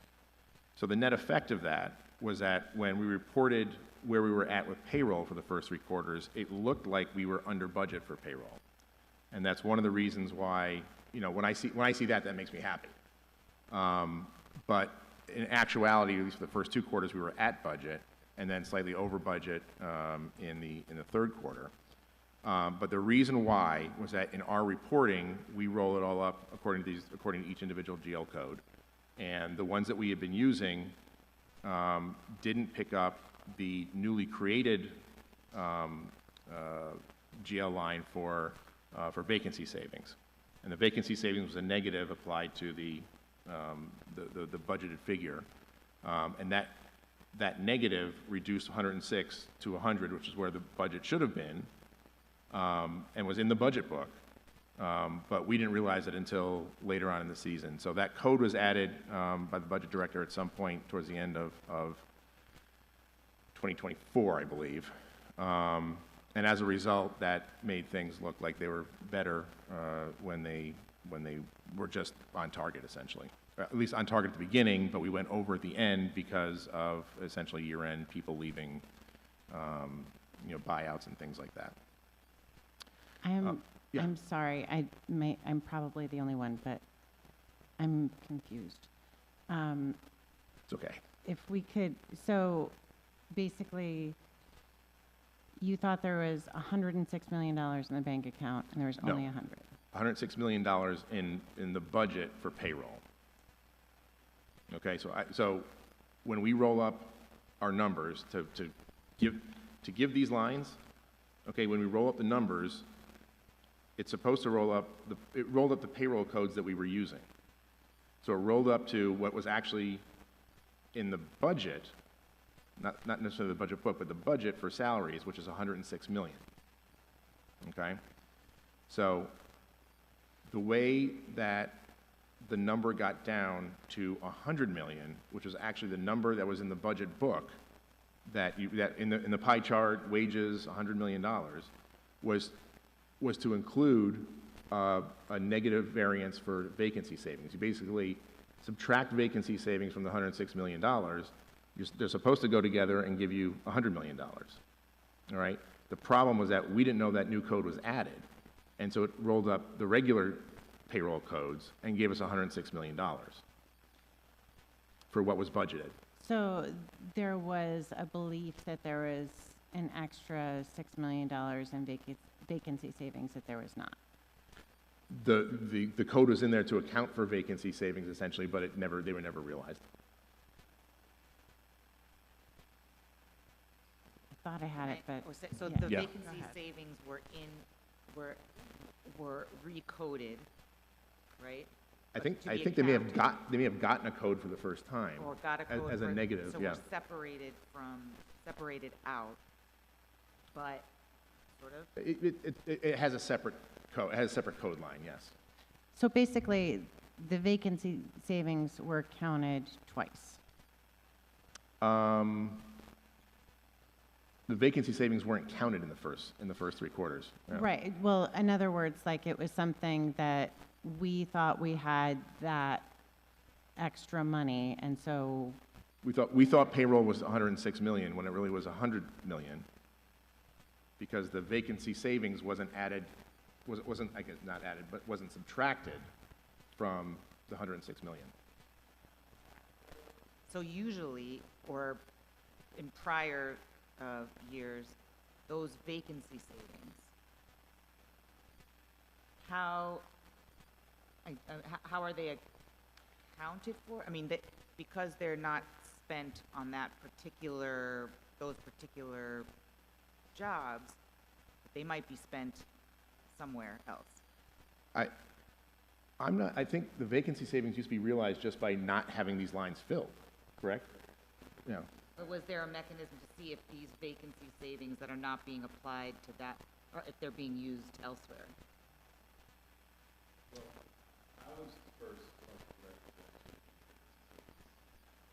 Can we have him come up to a mic, Yeah. please? Yeah, you could sit, come around here. While we're Sorry, discussing this, I can't have discussions that the public can't hear. Yeah, have a seat and you'll have to mic on. while Mike we're Wheeler, discussing former this, budget director. I would like to note in previous budgets, these were listed under undistributed employee benefits, such as Listed under 2022. undistributed employee benefits? Yeah, that's what they used to be Undistributed listed under. employee benefits. And is there any, I don't expect you to know this answer offhand, but I guess my question is there a reporting mechanism or some place for us to see if those unrecognized employee benefits have been rolled over and spent somewhere else? I'm not entirely sure. I think it just I don't- rolls into the general fund, if I'm not mistaken, but, Mike, you want to? Well, the original, when I did it, sorry. I can't testify to what the budget director on these budgets did, but for me, that was actually a mechanism designed that, so the departments could not do any salary adjustments above where that vacancy savings had put their department. So in theory, it never should have been used anywhere else. It wasn't money to be used, it was a restraint on the department's budget. What, in this particular, what Darius talked about in this particular case is in this budget, there was a new line created.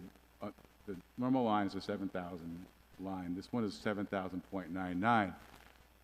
Treasurer's office was unaware that this was in the budget, but because you don't see it when it rolls up just into a straight salary line. So that's why it wasn't calculated into the overall salary reduction. It was not in the actual roll-up formula from the treasurer's office. So it just was a line. It's a budget line that just was omitted from the report, and only because this line was not it was added by budget without, I don't know if it was without notification. That's hearsay for me. I don't know. I wasn't there, but all I know is that the treasurer's office in the way their report rolls up, at the time it wasn't capturing that newly created line, and that's why you had that difference. So let's say we gave fire department, let's say they had $40 million their salaries are $40 million, but their vacancies tend to be 30,000. So or whatever, 3 million. So it would reduce that 40 million in one line to 37, but that second line that brought it to 37 wasn't being captured in the report. So 40 was coming up. Do you know what I mean? Like, it just wasn't being captured. I see that now. Councilmember Powell? Okay, so I think, I appreciate what you just said. So I think what you're saying, my confusion is the amended budget versus the actual. So the actual does have the savings in it as a positive number. Is that what you're saying? Because that $6 million of savings from vacant items is in your actual account. Is that what you mean? Say that again. No, that line only exists in budget accounts, not actual accounts. It's not a realized savings. It's a budget item only. Right, I guess I don't really understand if we're saying that there's $6 million of vacant items that we aren't spending, how we are over in our actual numbers, over that 6 million than the actual budget. Wouldn't we be? If you don't use that vacancy savings, then you just keep spending on payroll. And the other lines give you the budgetary authority to do that because they're up to $106 million.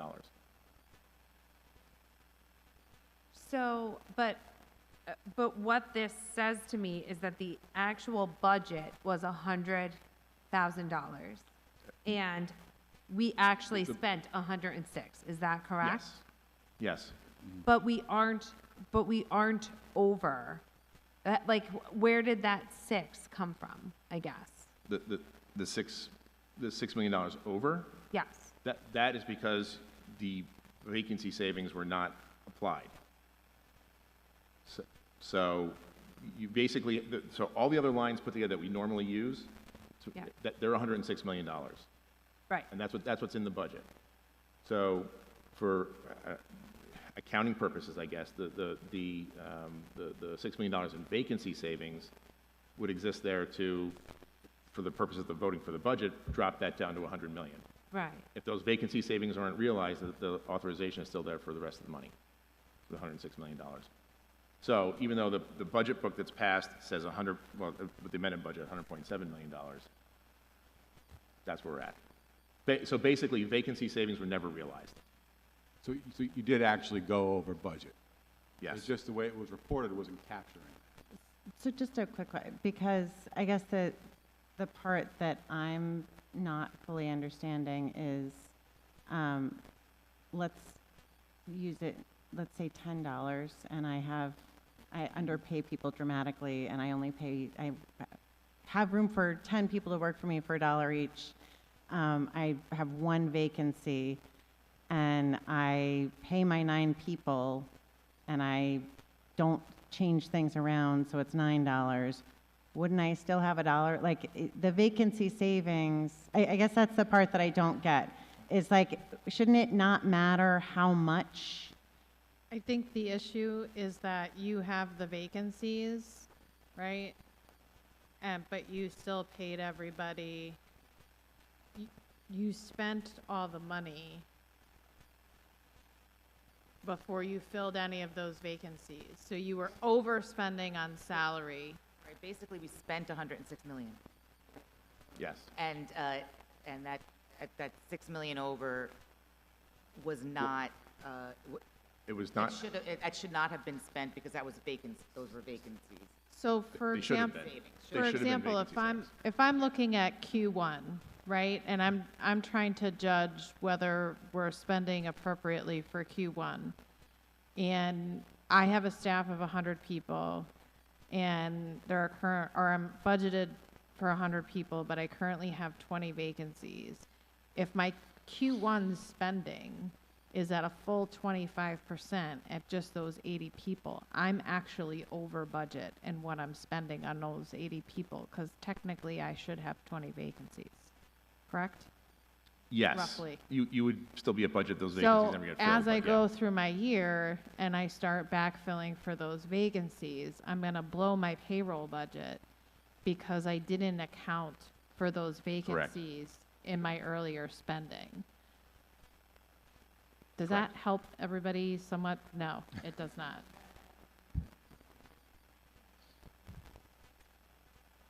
For Valoran? So the way I'm seeing this is we budgeted for vacancies that we either filled or that we used as if we were fully filled.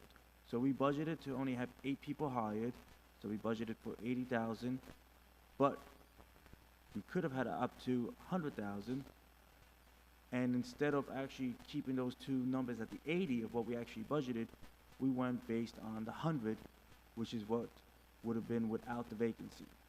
So that's how I see it. Or in another way, you can see it as you made a bid saying, I'm only going to bring in 8 people to employ to do this job, and I'm only gonna need 80, but I normally need 10 people, and then I end up having to get 10 people, and I'm paying the full amount.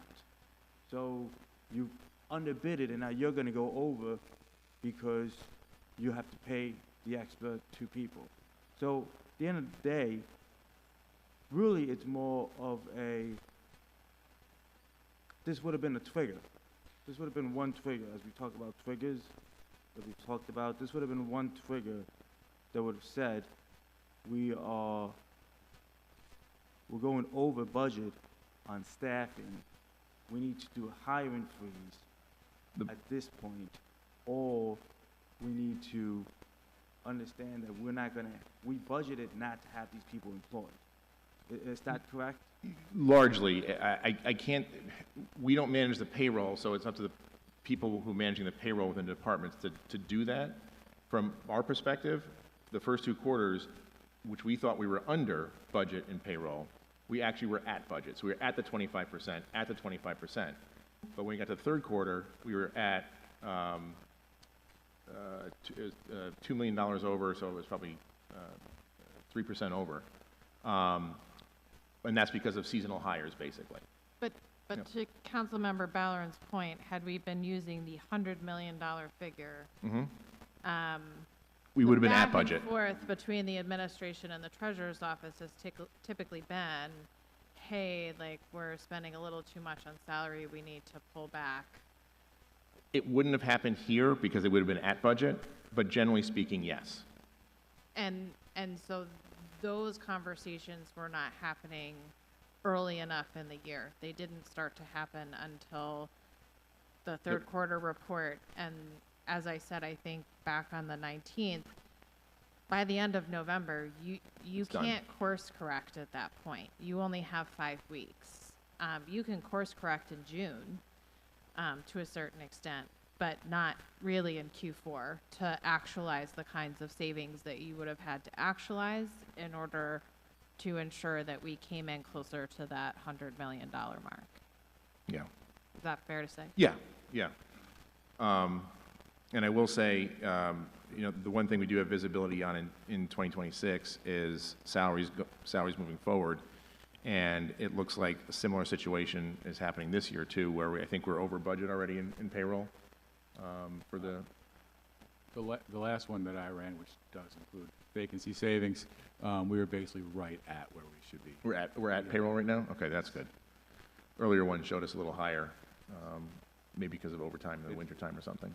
Yeah, but what I will say with that though, even though at this point we're rolling out budget, the overall, it captures what we budgeted for seasonal and summer youth. So without any sort of adjustment, it's likely that when those summer salaries hit, we may start exceeding the budget again. So And something I to look think out for. I now understand what I was not fully thinking of is overtime. So like if that's the kind of factor that if you think you have 106 million in there and you're doing overtime, then you think you have that. Because I was like, well, if you have the same number of people, then, you know, you're going to be charging the same amount, and that's consistent, but it's not consistent when it comes to overtime. So Correct, yeah. now I get it. Yeah, that's how, yeah. We pray to not have snow emergencies, you know. And overtime was a significant contributor to that number going over as well, especially in police, which is about 1.9 million over 1.9 million over budget for the year, just in police. Put them together, and that's how we get to $5.4 million over budget. All right, so on to fringe benefits. I guess the only bright spot is retirement was a little bit less than budget. Everything else, you know, slightly over. Fringe benefits came in, you know, largely on target, slightly above the budgeted amount. You know, you can see the lines here. And non-personal services, which is where savings have been often found in the past for that budget line. It was under budget here as well. So, you know, that has tended to be the spot where if things are over in expenses elsewhere or under revenue in certain places, that this is the non-personal services, which is everything else other than payroll and benefits. That's oftentimes a place where you can find some savings. There was a little bit this year, which is good, but you know, we needed more. So, and then onto the debt service, which I talked about a little bit before. You know, we used the $17.1 million for debt service, but some of that came out of the debt reserve fund. And I think to former council member Dochette's points, we are carrying a fairly large sum of it's band debt right now going forward, and we're going to have to be working with our advisors to get through what we need to do with that. The bright side of things is that our actual bonded debt, that those figures are coming down, and after a couple years, they drop precipitously. What that does is really allow us to go back in and bond off the band debt that we already have to extend those, to purchase those bonds and basically pay off the projects that we've already done, for lack of a better term. But I think to Councilmember Dochette's point is that I think a real fine-tooth comb on the capital ask this year in the budget is something that's going to be necessary, I think. Like I said, we're going to be working with our advisors to try and figure out how to handle this. The unfortunate part of all this is that this is probably the worst time for us to be borrowing, you know, given our financial situation right now, and as we wait for word on more assistance from the state. But that's to be worked out going forward. While we're sort of talking about bans, because this is a question that came up, and I know we have a discussion on borrowing, but one of the questions that I got from the public, because I believe when the city goes to issue bans, it's publicly available information. It's posted up in the market, and it appeared that the city had issued, I can't remember the total figure, but it was in the hundreds of millions of dollars. About 142 million. Yeah. But that's not the total borrowing for last year. So can you sort of just walk us through quickly how we see that significant amount year to year going to the band market? How we see that? So we didn't authorize borrowing for $142 million last year. No, that's accumulation of prior projects. So, but when you went to market this year, I believe we posted for that amount of debt to be floated. So can you explain how that process works in a little bit more detail? Yeah. So there's basically two types of debt instruments that we use. One is a bond, and the way I've always explained is a bond is kind of like a mortgage. You got these projects, and you're going to bond them over and amortize them over 10 years, 15 years, however much that is called for, essentially. And the other is a ban, which is a short-term note, and I kind of think that is a low-interest credit card. And we've accumulated these projects with the bond authorizations over the past several years, and we have essentially rolled them over. You have up to 5 years. It was up to 7 years during COVID, but up to 5 years before you have to go out and actually bond them. The upside is the lower interest rate. The downside is you're not paying off as much principal year to year as you do with a bond. So that $142 million is the accumulation of debt that we've already authorized and borrowed on. So that's like the last 3 to 5 years worth of debt. Correct. Members from the public were concerned that $142 million represented 1 year of borrowing. But I said no, that's not. I said that sounds closer to the total amount of debt that the city has incurred over a significant period of time. And I did explain that we do short-term borrowing. Right. But I think my confusion was when you talked about bans, I thought when we did a ban, it was a 3 to 5 year ban. So you wouldn't see that much movement in the bans year to year. We generally do them year to year, and there's been a couple of occasions where, you know, we had to borrow for settlements. A couple of years ago, we had a big settlement, and so we borrowed that and added that to the debt service. I will say I have quite a few questions about bans, but I feel like maybe we should maybe we should come back to that, because However you want to do it. All I have left is basically overtime and cash flow, and let's talk overtime. Yeah, well, as you know, Mike mentioned, overtime consistently is a cost driver. I mean, you can see from the chart here, you want to be under 100%, and most of these numbers are over 100%, particularly police, as always.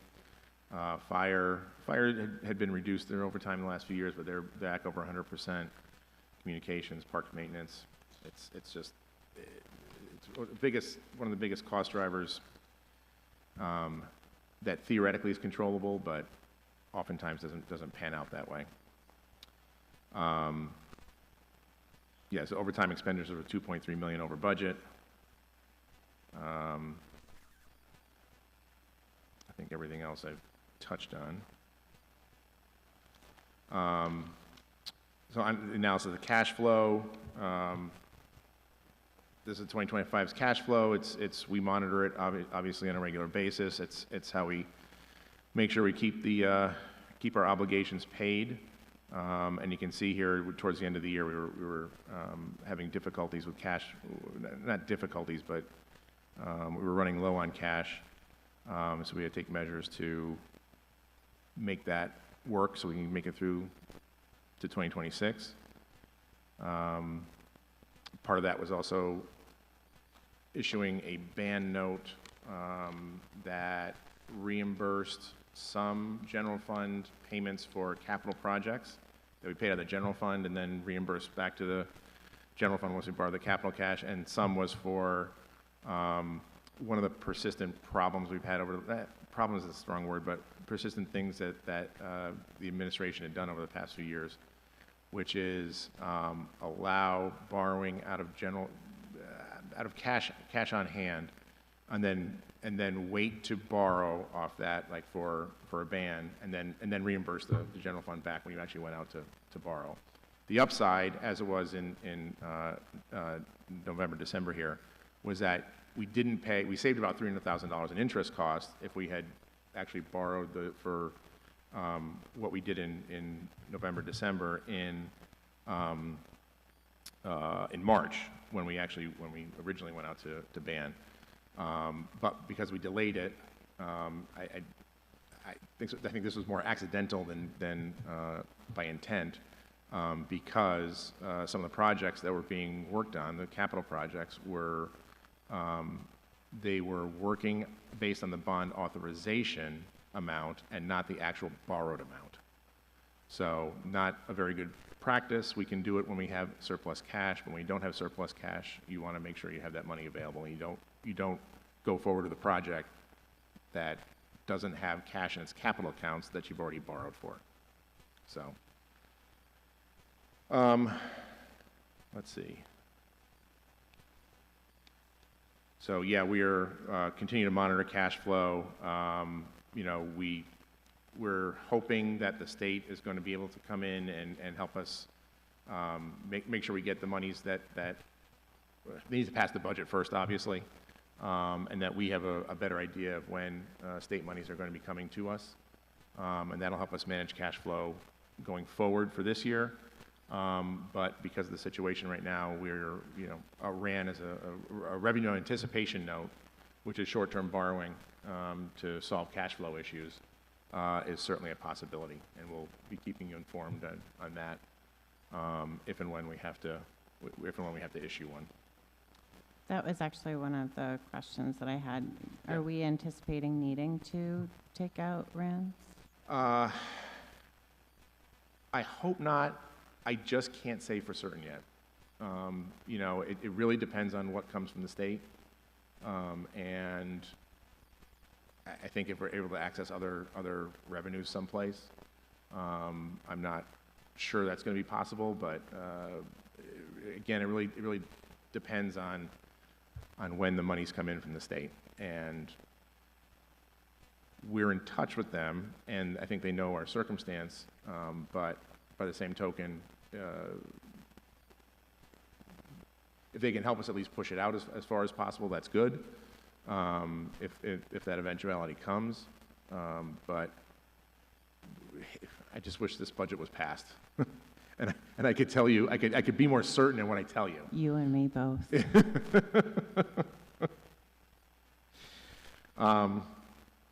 All right, so conclusion, fiscal year 26 outlook.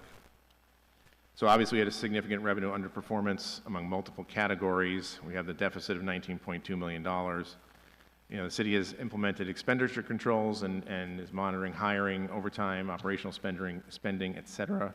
We're monitoring cash flow conditions, but we are seeing, I think, increased costs compared to last year, we believe, on, you know, certain items like health insurance, energy costs are continuing to rise, and just everything, I think, is the increase in cost just really never ends. The problem, again, as I mentioned earlier, the one thing we do have visibility in right now is payroll. Luckily, we're at payroll, so that's good. But it's very difficult right now to get a window onto our expenses in an easily digestible and pull-up form. The transfer to the new ERP system rendered kind of our systems that we used on the old ERP system, you know, obsolete. They just don't work anymore. So it takes time to build out the reports that we need to be able to get you the information and get everybody the information, get us the information that we need to, you know, to report fully and fairly on where we are with our finances in the first quarter. So, and unfortunately, the strains of the last two to 3 months have really made, I'll just say it, Nick's time. It's taxed Nick's time very much, and he's the one who is the one who really can build out these reports for us. And so we're trying to clear up his table and clear up his time so he can get us as quickly as we can to get to a place where we can report on the first quarter. Because as much as everyone here, I think, is anxious for it, I am more anxious for it. So I think I've covered basically everything in the report. I have a quick question for the cash on hand. And I will say, like, just a shout out to Councilmember Brody, who gave a more detailed version of this, but the April 30th, basically the cash on hand, how much did we have cash on hand at the end of April of this year, and how does that compare to cash on hand April 30th of 2025? Do you have Nick's cash flow accessible? Not accessible. Okay. I don't know offhand. Yeah. But yeah, we have been, you know, we're cash positive still. Going forward, just to touch on that, is it possible for your office to, at least on a monthly basis, provide the council with a summary of Yeah. I don't see why not. cash on hand, just so that we have that Yep. information pretty routinely? I don't see why not, because you know, we're monitoring where we're at in the bank accounts, but you know, for the cash flow, I don't see why that'd be a problem. So And just like a basic report on what exists in our various account holdings, because we should have money coming in and out of our debt account, correct, right? We borrow, money goes into...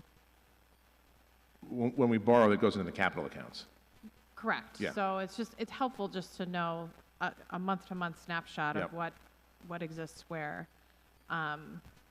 Especially kind of given what's happening now, Sure. I think things that we hadn't really asked for oversight of is becoming more clear to us, no fault of yours, that we I'm the want most to have hated that man in Albany. information. You can blame me.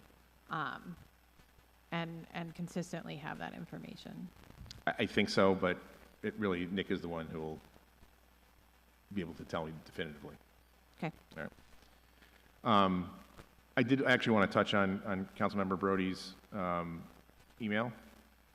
I don't see, so one of the things, I know you're considering resolution to access the ERP system. For prior years, that's not a problem. We can, I don't know if it's access to the ERP system itself or here's the data, go with it. My initial, these are just my thoughts, but my initial thoughts on having access to the current ERP system is that, one, it's a executive rather than a legislative function, but also if that's something that happens, to make sure to use that data wisely, because it's not, we sometimes reach conclusions from things that are in the ERP system that are not necessarily the correct conclusions. We don't have all the information that you need to, the institutional information and things like that to make assumptions on what you're looking at in the ERP system.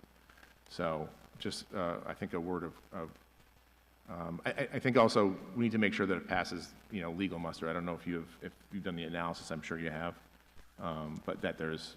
We were given the permissions. Sorry? We were given the permission, so we're going to be pulling that resolution. For currently? I believe so, yes. Yeah, the issue has been that our access has been incredibly limited, so it doesn't really allow us to see the things that we feel that we should be looking at. Okay. In terms of our fiduciary responsibility. And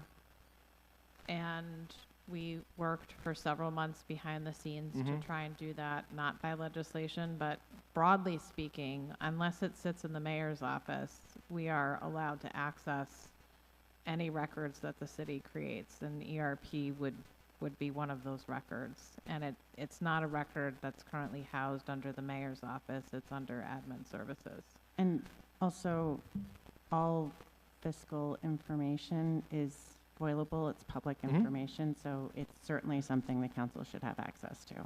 And that permission was just agreed to in the last. It was day, as of granted when we finally pulled the trigger to put that resolution on the docket. Full access? Or- Correct. Okay. I believe we only have Then never mind. Yeah, and I should say that we only wanted a view access, like this is not an access where we have permissions to do anything with it, it's just a view access, which is all we were interested in. We obviously do not want, we are thrilled to have somebody else make the decisions on the actual payment of things and all of that, so you can hang on to that. Yeah, I think that obviates most of the other, items here. Yeah, and I don't see why we would not be able to get you cash flow on a regular basis. So. That would be great, and it, to Councilmember Keegan's point, I don't think it needs to be thoroughly, we're not looking for your staff to spend a bajillion hours on it. That would help. It can be a very quick thing without a lot of, even no words is fine. Yep. Just something where we can kind of keep an eye Yeah, on. the demands have been very difficult. Councilmember Hoy. Yeah, thank you. I wanted to find out, we all know about the gas prices going up 50%. So I'm thinking, we're going to be spending a lot more money on, and you had said energy, but doesn't that bring in more sales tax too? Will that increase our sales tax revenue? I don't know, because I think the tax on gasoline stays the same. I'm not sure. No, it goes it up goes with because the they're price? trying to do a tax holiday to get rid of it, but. I thought it was a tax per gallon, not a tax on the dollar amount, but I don't know. Okay, No. and then my other question is, how often do you get from the county who collects the sales tax. When do we get those disbursements? Is that once a month or? No, the disbursements come quarterly, so for the final quarter, so the year starts January 24th-ish. That's when we get the payment, and that's for the previous quarter in 2025. Okay. And then it's, so January 24th, April 24th, July 24th-ish, and then October 24th, yeah. And then my other question, back in the teens, the council had worked out pilot programs for like Albany Med, Nano, Albany, Albany, Yep. and other big. Is that something we should start looking at again? You know, they're taking our services, and we're kind of in dire straits right now. You know. Yeah, I'm not sure if there's a status of that from the mayor's office, but yeah, absolutely, I think. And I think a good research project, but I think a good research project is seeing what other municipalities do. I know since my time here, I think we've looked at a whole bunch of different ideas and things, but I've recently heard that there may be a way for us to charge frontage fees for things like the hospitals, or maybe even the New York State properties. There's in other states, they have a sort of dual process where everyone pays a baseline land per acre land fee, and that encompasses everybody. But I believe that would require changes to how state law actually works and functions. I don't know that we have a viable process right now under state law to enforce those entities to pay fees. But one of the things that I think would be helpful for us to do is the actual data analysis between AFD and APD in terms of the actual call volume going to all of the various nonprofit entities, and what that actually costs, and actually cost that out in an average per hour cost for even just our salary expenses, because it's not just SUNY, it's not just the state government, it's also that we have the vast majority of psychiatric services for the region are here. We have major universities here that we routinely deploy EMS to and police to deal with various issues on those campuses. The vast majority of programs that are serving emotionally disturbed youth who are in congregate care settings are here in the city, and we're serving those youth from all over the state. The vast majority of substance abuse programs in the region, which again are serving individuals in need of services from all across the state, are here. And we do roughly 9,000 disturbed persons calls. That's typically what those calls are classified as. And more than half of them are to nonprofits that are serving people who absolutely need services, but we are bearing the cost burden, and those entities are not contributing at all to the tax base that supports the services that they need from the city. So I think one of the things that we should really work towards is parsing out and analyzing that data, because I think that the larger conversation that needs to be had with the state is not just about what the state owns here or what the county owns here. It's what various state agencies have authorized and licensed to operate here, and what the density of that is and how it compares to other municipalities across the state, because I guarantee you that it is vastly different than other cities like Albany across the state, and is certainly different than our rural and suburban communities, who often require those services. Yeah, Megan, we did collect money, though, back around 2017 or 16. We got like, I know, 500,000 from Albany Med, but I think it was voluntary to. They are. They were. Your yeah. point. But that's, we have the we could probably squeeze, you know, I just think one of the arguments that needs to be made to the state is that it's not just about what the state occupies, it's what the state has authorized to exist here and what the burden of those services being here actually costs the city in order to respond. Particularly given that we are, unlike other municipalities, we are mandated to do those services. So we can't have a voluntary fire department. We have to have a fire department. We cannot have, forego having police services. We are required to do that. Whereas the state completely supports rural communities with no cost to them with the state police force. So again, I just sort of go back to the argument to the state can't just be the Harryman campus, the Empire State Plaza, SUNY.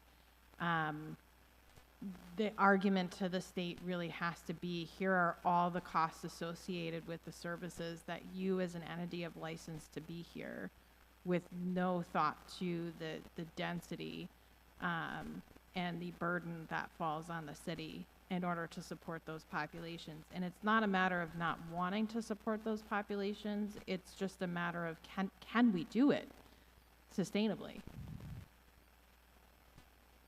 If I may, just to add to that, and I think this is probably a more appropriate appeal to the mayor's office, but absolutely, just if you take the example of, I think, the Brother Street, the firehouse on Brother Street, and how often they have to respond to the towers at SUNY for the alarms going off in the towers.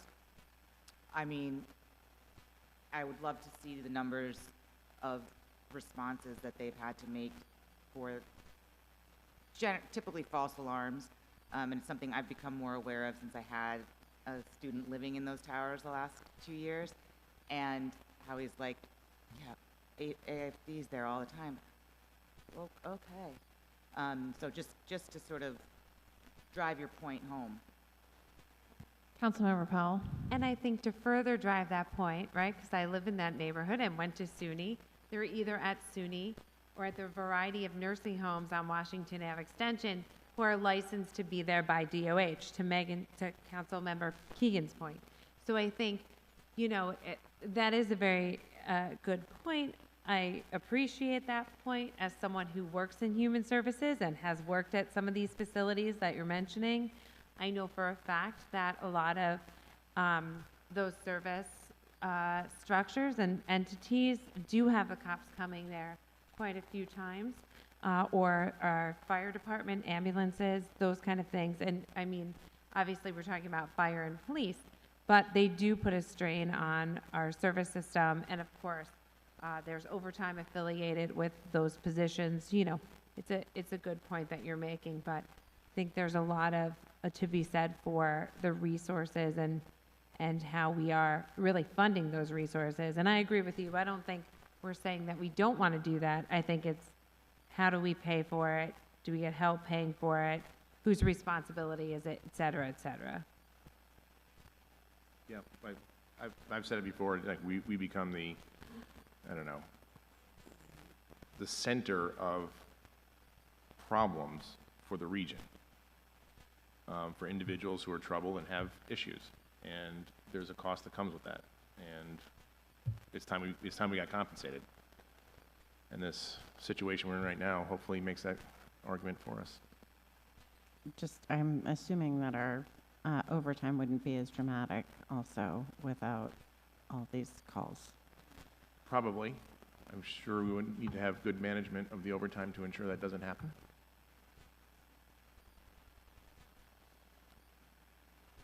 Does anybody else have any other questions for, yes, Councilmember Carroll?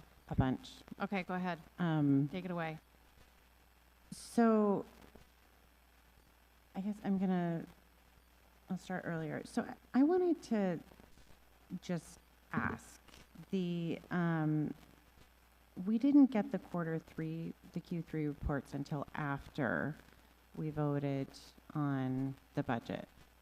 Why is that? because normally we would, but that was, and I know Q4 reports are always delayed. Yeah, But normally, that's not something that would happen. And I just wanted to, I know that things ebb and flow, but yeah, that- that's on me. It's on me. That's all I can say. just because that's something that I think, and while I appreciate Councilmember Deshaies, or former Councilmember Deshaies noting that when it comes to the budget, there's, council, we don't have much power in it. But I certainly, I think we all would have behaved very differently if we were aware of where we were. And not that the Q3 reports would have shown that in a dramatic way, but I think that there were indicators that we might have responded differently had we had that information during the budget process. And I mean, there was knowledge that we were at least $10 million under debt as we were going through the budget process that we did not know, and I know that it would have been a very different budget process. That's something that the mayor just said in Cana that I was frankly shocked to hear. That's not you, but... No, there was back and forth. I think she spoke about it at Cana, so. I mean, she just said that she was aware of it. She didn't really go into details, which I did not expect her to do at Cana, and I just watched a recording of it. I think the budget director was painting a different picture. Of the, At the time. Yep. okay. With so is it normal to borrow $142 million in bands? Yeah. I mean, like that's a normal thing that we do? Normal is not quite the right word, I would say. We use the bands short term to, one of the things I've been trying to do for the last, I think since like 2020 or 2021, is try to find, that was the last time I think we bonded. It may have been 2022, but kind of hoping that the bond market would, the interest rates would go down. And so you can kind of use the bands to I don't know, find your sweet spot and then, hit it when the market's right to go out to bond and save money on long-term interest. So we've routinely used bands since I've been here as a part of this. It's a little bit, I don't know, I hesitate to say unusual, but we haven't issued a bond for the last 4 years, I believe. So, the amount has accumulated as capital projects have been approved and projects have gone on, but it's not unusual. The amount is higher than usual, I think, for this. We in the past, maybe up to 60, maybe up to 80, but that's where we're at right now. And for bans, you can only ban for for amounts that you have permission to bond for? As long as you pass the authorization here, we have the permission to borrow. So what we usually do is, we work with the departments every year, all the time to see what projects they're actually going to work on, to see what the ones they're not going to, they can put off for a little while. Like fire truck borrowing, fire truck authorizations. So you pass the authorization, we don't borrow the money, they order the truck, and then 2 or 3 years down the road, then we borrow the money. So things like that.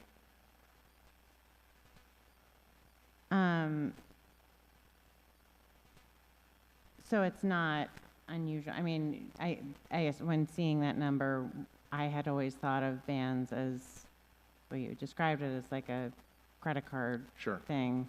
And that would be like me taking out a credit card debt for half of my salary. Mm-hmm. And that...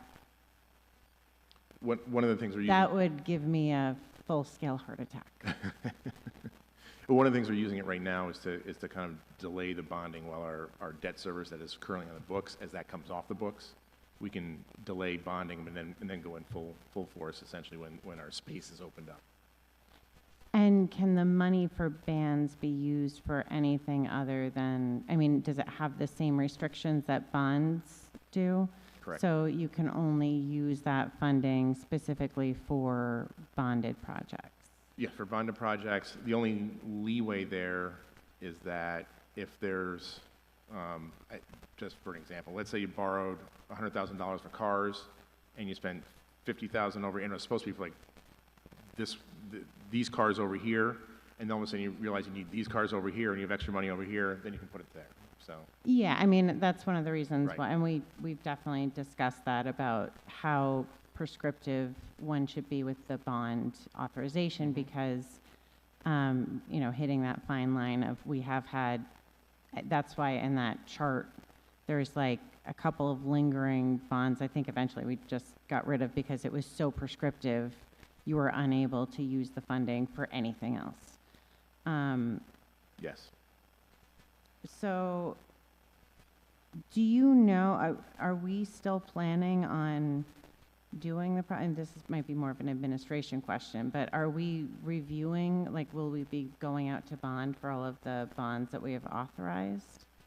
Because that's another thing that I would say, and Alfredo always brings up the self-cleaning bathrooms, which, big fan, but it's also something that, like, you know, perhaps you're not going to get yourself a fancy Japanese toilet when you're in a tough spot that, you know, does all the heated seats and all that stuff. I don't know. Okay. I figured you may or may not, but, you know. No, It just, the underlying question, I think I do know. So underlying, repeat the underlying question. So can you repeat the underlying question? I'm curious if we're going, like, have you been given where signal we by wanna the go. administration to I'm go sorry. out to bond for all of That's- the things that we have authorized? That's an us question, and we have to do it when the bands mature. So we don't do it until next March. And then we'll decide then if we're going to ban more, if we're going to bond some, if we're going to bond all.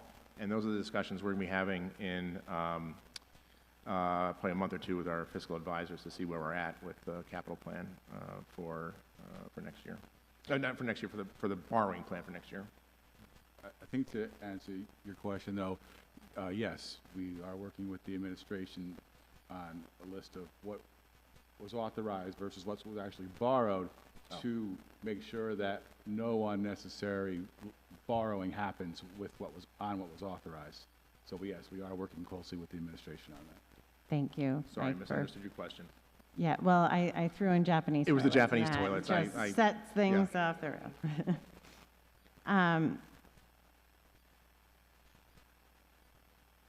And how much is left in our debt reserve, like in our rainy day fund thing? The funds are exhausted, and we have about $150,000 in debt reserve right now. And how was that? I mean, I think the council was under the assumption that that would have gone through ENA or something where we would have actually seen, how is that done? The use of debt reserve? Mhm. Budgeted. So if it's budgeted in the budget book, we can use it, and I think we did use some of it that was in the book for this year for some of the debt we've already paid off for this year.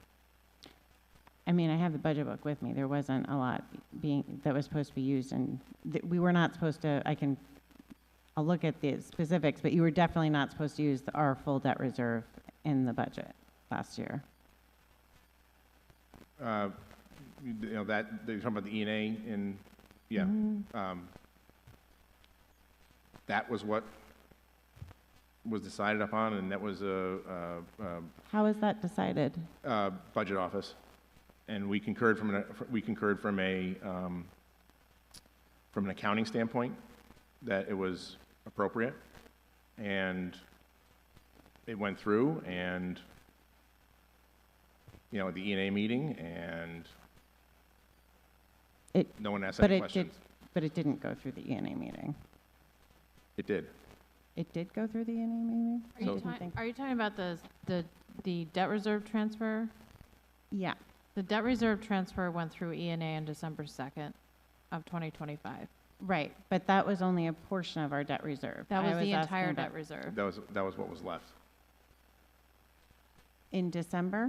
Yes. December of 2025, I thought that- $6.4 million. The Went entire, through.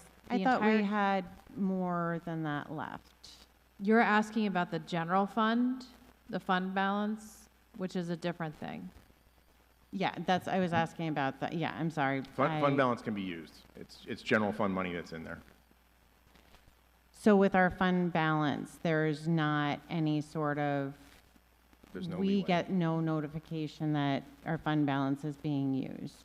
It's, the concept of fund balance, I think people sometimes think it's like, it's our rainy day fund that's in a bank account over here. That's not really it. It's money that's in the general fund, and it gets used if you are short on revenue essentially, or over in expenses. But you what do happens. not have any reporting requirements on that rainy day fund? Well, the reporting requirement comes at the end of the year, because that's when you report what the fund balance is. The fund balance go up and down like this all year. The only reason why it's ever a number is because when you close out the year, you have a number of what's left over, and that's your fund balance.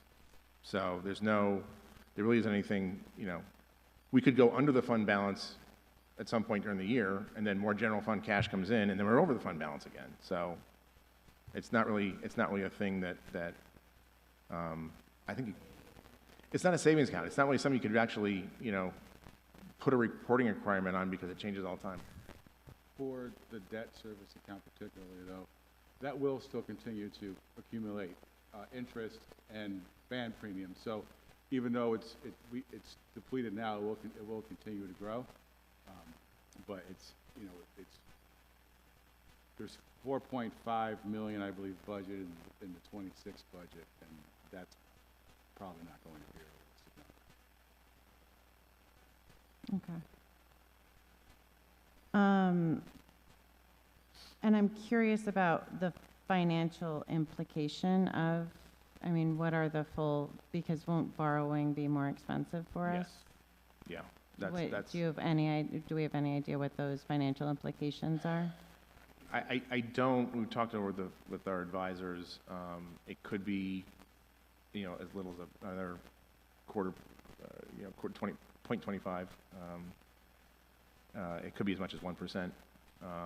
But we don't really know until we go out to market. And I think the crucial component is going to be how much the state comes in to assist the city, and where we can find other revenues for the budget for this year, and then that will, I think, help us. But I think there's going to need to be a long-term plan, and until we get out of the woods here, and people assure me it's going to be fine eventually, and I'm still having, I know. It'll work. It always works out eventually. It always works out eventually.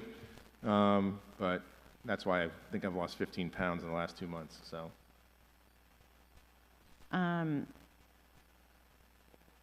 Yeah, I mean, you look great. Go on. So there has been discussion. So, we know that your position, the treasurer position and the auditor position used to be one single position for comptroller. And in speaking with our Richard Conti, who is an absolute encyclopedia of all things in Albany in the last 30 years, it really was moved into two positions mainly for political reasons. Yes. And obviously this is a broader discussion that will have to happen with a lot of different people and things, but do you feel that these two positions being separated creates a situation? Is that part of the reason why we're here? Because instead of getting a full revenue picture, you have this? No, I don't think that has anything to do with it. I think the real, how to put it? Sometimes we trust too much. And that doesn't necessarily have anything to do with the positions. And I think that, you know, there's a lot of reliance on what was presented to you guys in 2024, to all of us, that didn't turn out to be accurate. And it's, you know, the way it ended up working out, where, you know, all these bills come in late in the process, and all these grants that were waiting to be realized never materialize, and all the work that everyone in the administration and our office is doing, like, where's this grant? What's going on here? Let us know. Da-da-da-da-da. We get these bills in, and then, you know, 6 days before you're trying to close, you get a $750,000 NIPA bill. I think that's really, it was, I don't know, I'm not really quite sure how to put it, but it was a perfect storm upon perfect storm to get us to this point with, you know, changes in administration, and the budget was just not on a solid foundation from the beginning, and you don't really know that in the beginning of the year, because the revenues and the expenses aren't necessarily misaligned. And that's usual every year. But this, I think, was really unusual in that it all ended up being kind of backloaded in figuring out what was going on and what happened. And you know, I'm not sure a controller as opposed to treasurer or auditor would make a difference, but I certainly, you know, I've thought that for years, that we should go to just the one. But I think also there is room for how that happens. You know, one thing I think you could consider is that, you know, we are a smaller city. Do we need to have these as elected positions? I don't know. Maybe having a controller that the council appoints may be a good idea. I don't know. But I think it's certainly, I think in a broader context of charter reform, I think it's a good idea. Thank you. And then it is hard to read my chicken scratch here, but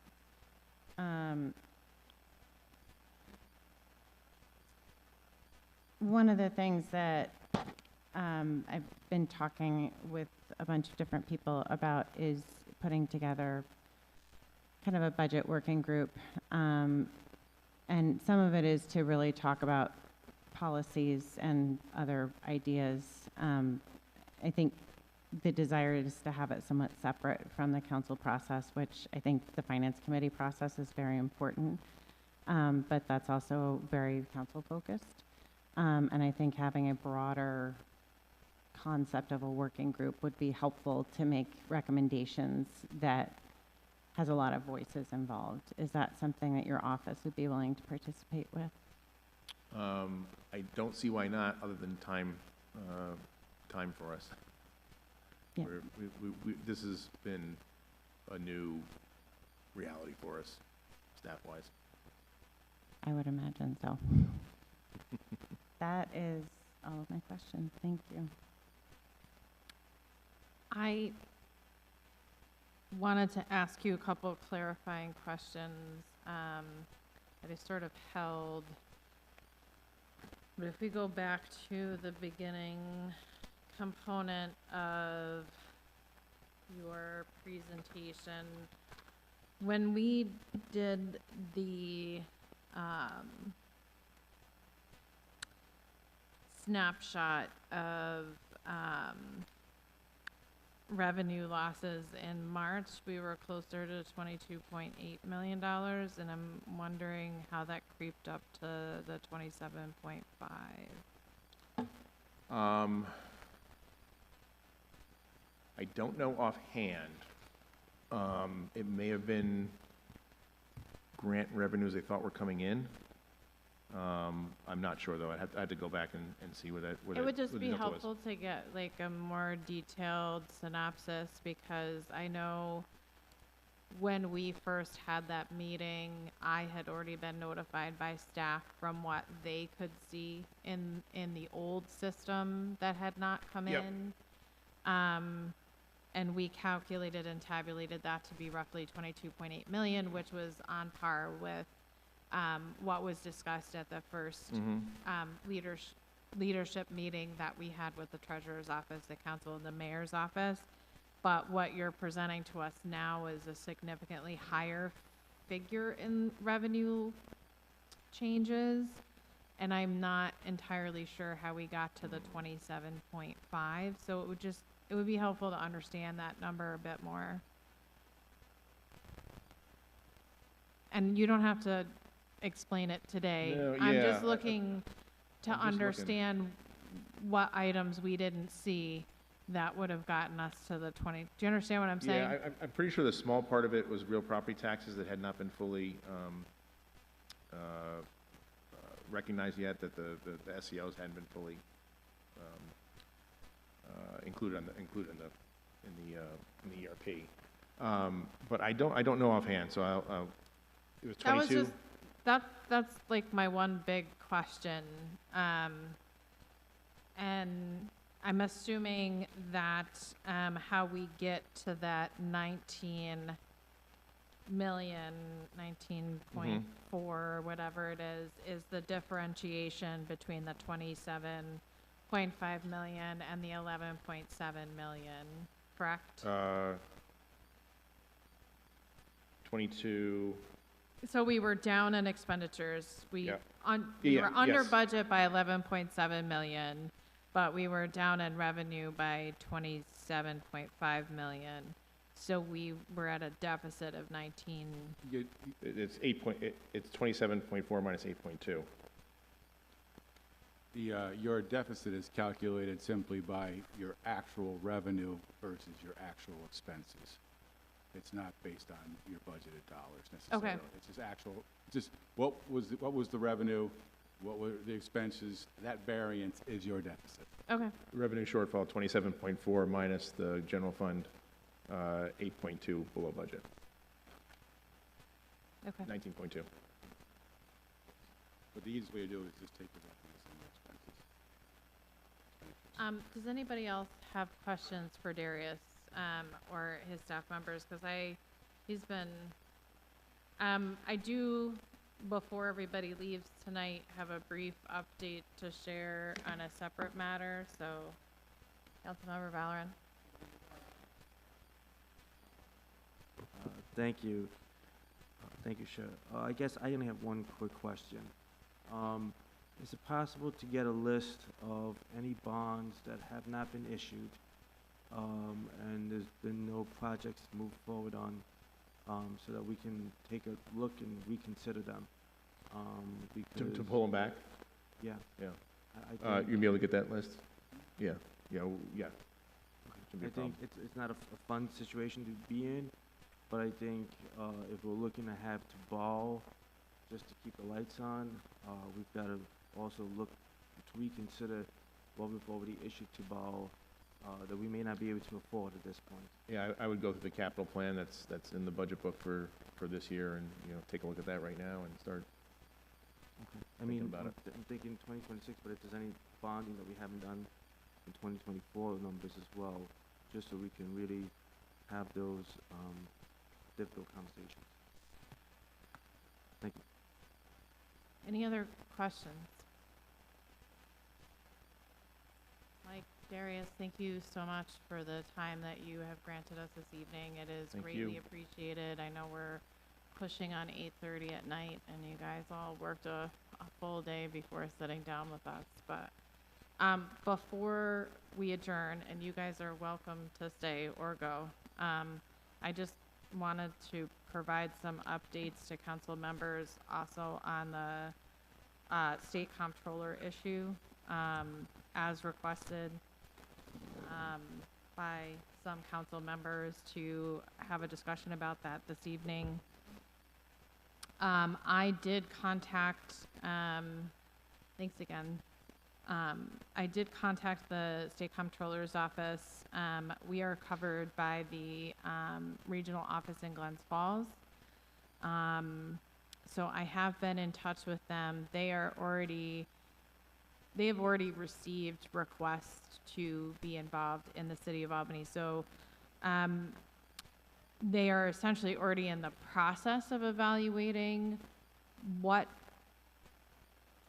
kind of action they are going to take. My impression is that they are engaged and they're going to take some form of action, but they are assessing whether or not they have the bandwidth to do a full audit, or whether they're just going to do a simple review of the budget itself. Some of the questions that were floated around that I confirmed answers on for them were things like, what would the process look like? Because the mayor thus far has seemed to not want to engage the comptroller's office at this time. By law, OSC can conduct an audit of the city regardless of whether or not the mayor is in support of that. They can access any documents or records that they need to in order to conduct that audit. I also asked about the council's involvement in the audit process itself.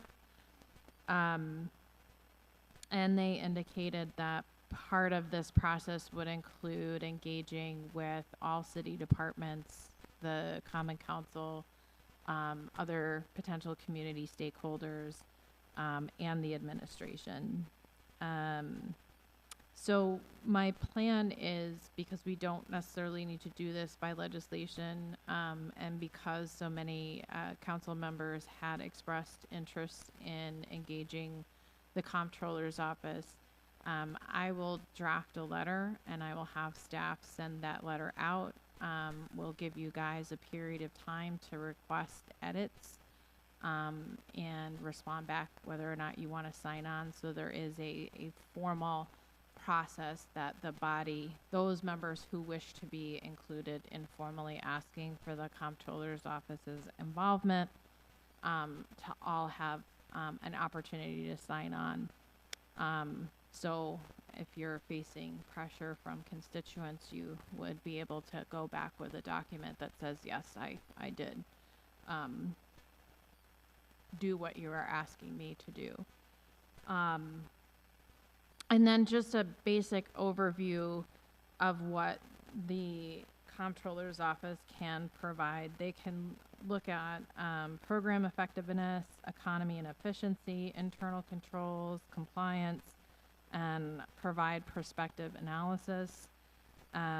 Their process involves audit selection, so that is essentially where the city lies right now. Is the city of Albany is pending in its audit selection process. If we are selected, essentially the state comptroller sends a letter. We would receive a copy of that letter to the administration saying that they are going to proceed with that action. They would hold an entrance conference. How they describe that to me is that entrance conference may include meetings with various different stakeholder groups. So it's not one conference at one time and one day.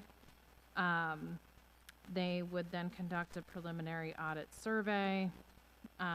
They would conduct field work and present preliminary audit findings. And again, then have an exit conference with all engaged stakeholders to discuss those findings. And generally, it is requested that there is a response to any report that the comptroller office issues, although the city structure, as I understand it, would not necessarily be required, as some entities are, to issue a corrective action plan. And then for any members who want to ask questions or talk to the comptroller's office directly, again, the Glens Falls Regional Office, I have their telephone number and email address.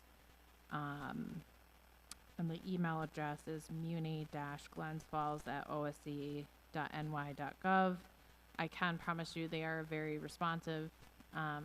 Every time I've called up there, somebody's answered the phone and answered all of my questions. So anyway, is there any, I don't want to belabor this issue for a long period of time because we're closing on 8:30, but any questions or concerns about the comptroller issue, because that did come up a lot since our last meeting. Councilmember Valorant. Thank you, Cheryl. I think we need to have a very thorough conversation about this, in my opinion, just because I think it's important that we make sure residents understand what we're looking to do, one, and two, if we do move forward in that direction, that we really do it in a way that's actually going to benefit our residents and not create an opportunity for additional revenue requests from people who are already paying their fair share, if not more. So that's my biggest concern. I think with the this. issue Can I- is can I- that the is- train has left the station on that. Well, I think, like I said, I think we need to look at bonds and actually take a second look at that. But I also think we need to be honest with people that when this occurred last time, there was additional fees that were added to residents. So I just think we need to have a honest conversation about this so that people aren't seeing this and then we don't use this report as a justification to increase people's trash fees or justification to have what Buffalo's dealing with right now, a debate about increasing taxes 25%. That's my fear. My fear is that sometimes these things are structured in a way that they put more of the burden on the residents and not look at what you spoke about earlier today, that it is a statewide issue, that it is because of the state putting more burdens on our city and putting more lack of revenue because of the nonprofits for decades. It is a compound effect that has made our city be put in this position. So I am very appreciative of the work that's happened over the last 10 years with our state representatives and leadership that has acknowledged this and that has seen that this has shifted. I just want to make sure that we have a honest conversation so that members know what they're being asked to sign on to, so that it doesn't just be a quick. And also, if we're going to go in that direction, I also think we need to make sure that we're asking for the state to analyze the compound effect of them not giving us our fair value, because I'm not a big fan of it all being put on how we can get more revenue from the residents. I've said it many times before. It's like asking, you got 100 tenants, 40% pay their full rent, 60 don't. And we're asking the 60 who don't, you know, here are our books, this is why we're struggling, this is why we can't do all the infrastructure repairs. And then they tell us, well, if you charge that 40% more rent, then you have more money. If you charge the 40% parking fees, then you'd have more money. If you didn't cut your grass as much, then you'd have more money. So that's always been a concern I've had with this. I will also be 100% blunt. I also think there's a public trust issue that we need to acknowledge, that there is some public trust out there that can we have too, especially those that have been here for 4 years, 4 and 8 years, acknowledge that yes, we voted on these budgets.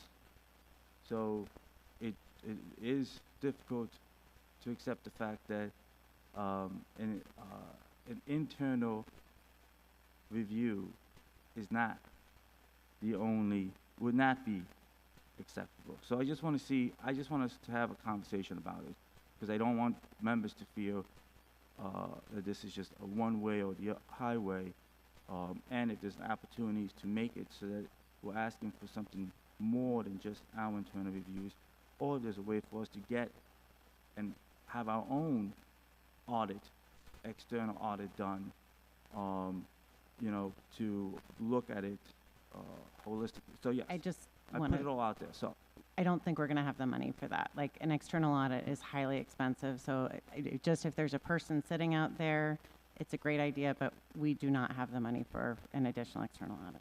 Councilmember Zemer. Thank you.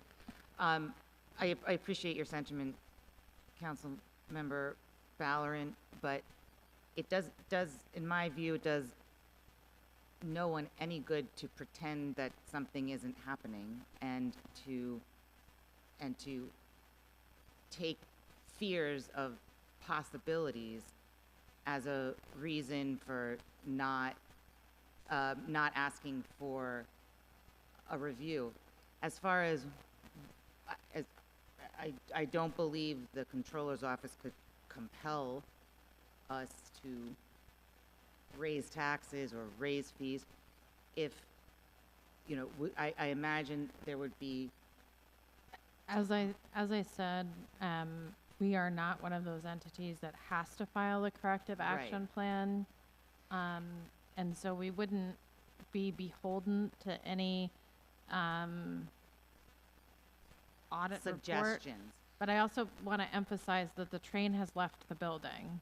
So they are already in the audit selection phase. And I would also, if I may, it's my understanding in conversations I've had to try to understand this process that actually taking some initiative and asking for a review, some help, some guidance, some suggestions is actually more beneficial to the city and might lessen the likelihood of there being any sort of compulsory actions. What's the process called when the controller's office? If we could be placed under a fiscal control board. And we're not there, and I think this might be a way. But to what you were saying about public trust, more transparency, in my view, is what leads to more public trust. And just saying, we're taking care of it, the mayor's office has a handle on it, we don't need more professional accounting eyes on this enormous problem, I don't think leads to more public trust. And the result of any review is something that we will look at. We're not, as Councilmember Keegan said, compelled at this point. I think it would be foolish of us not to take advantage of these free resources. Councilmember Farrell. I just want, and I will say personally, I'm thrilled to bring in, I've always looked at a problem, the more help you can get, the better.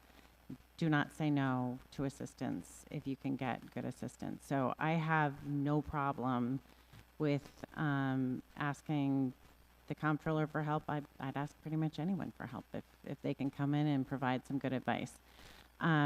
However, I do think it is important that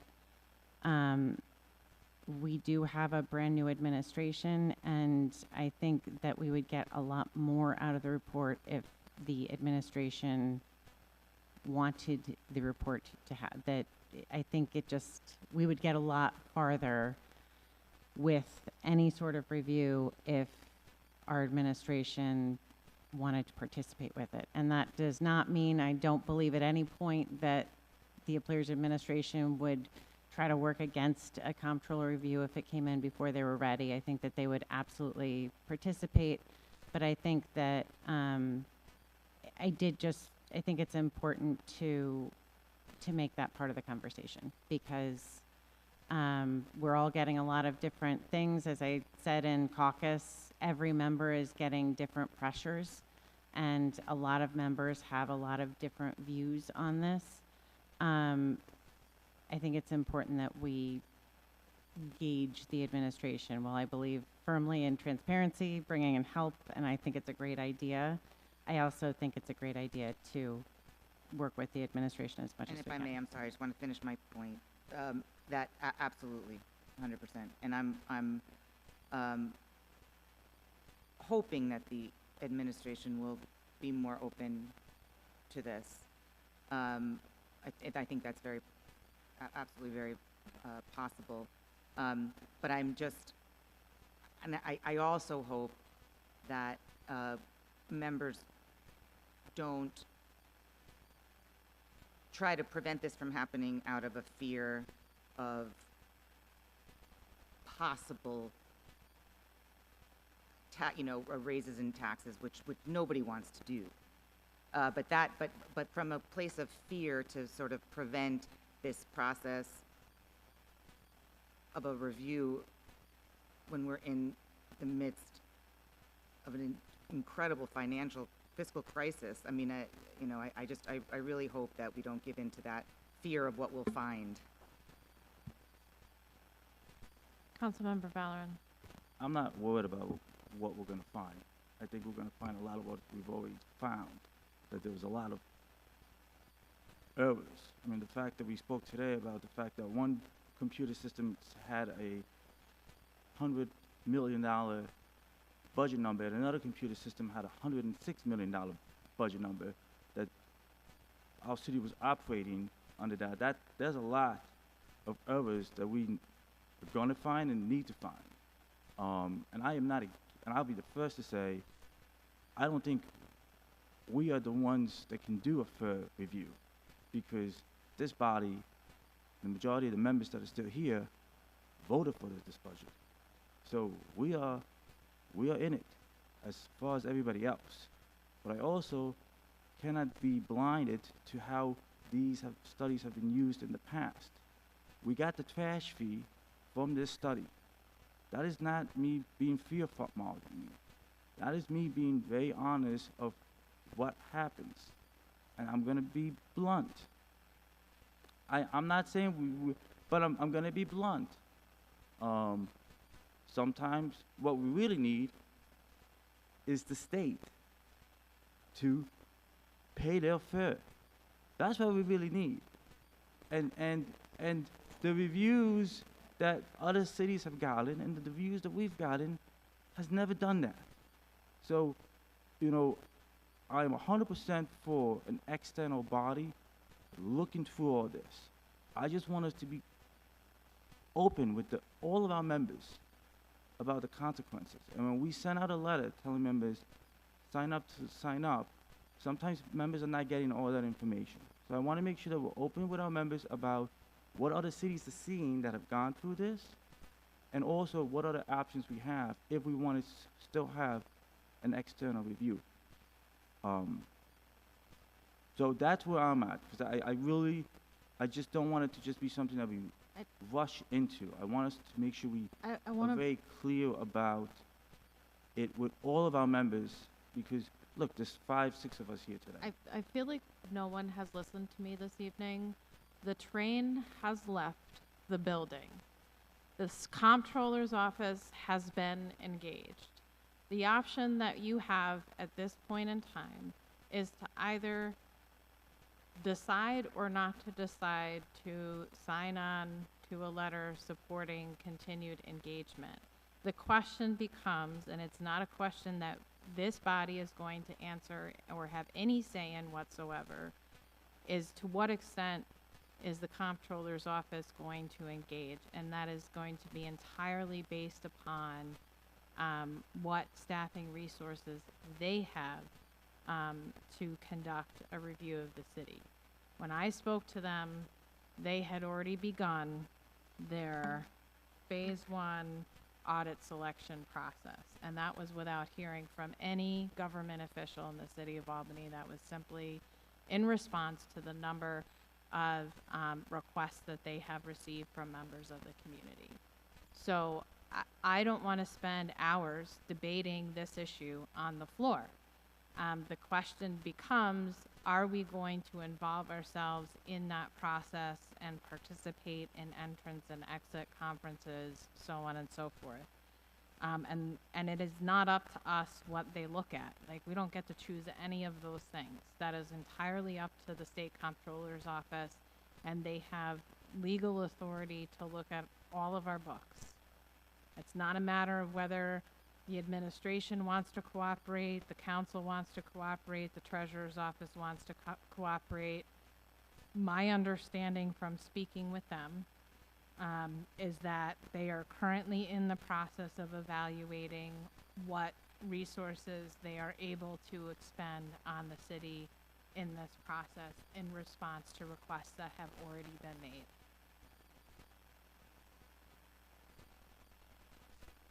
Councilmember Powell. Yes, I just want to say that I hear you, Councilmember Keegan.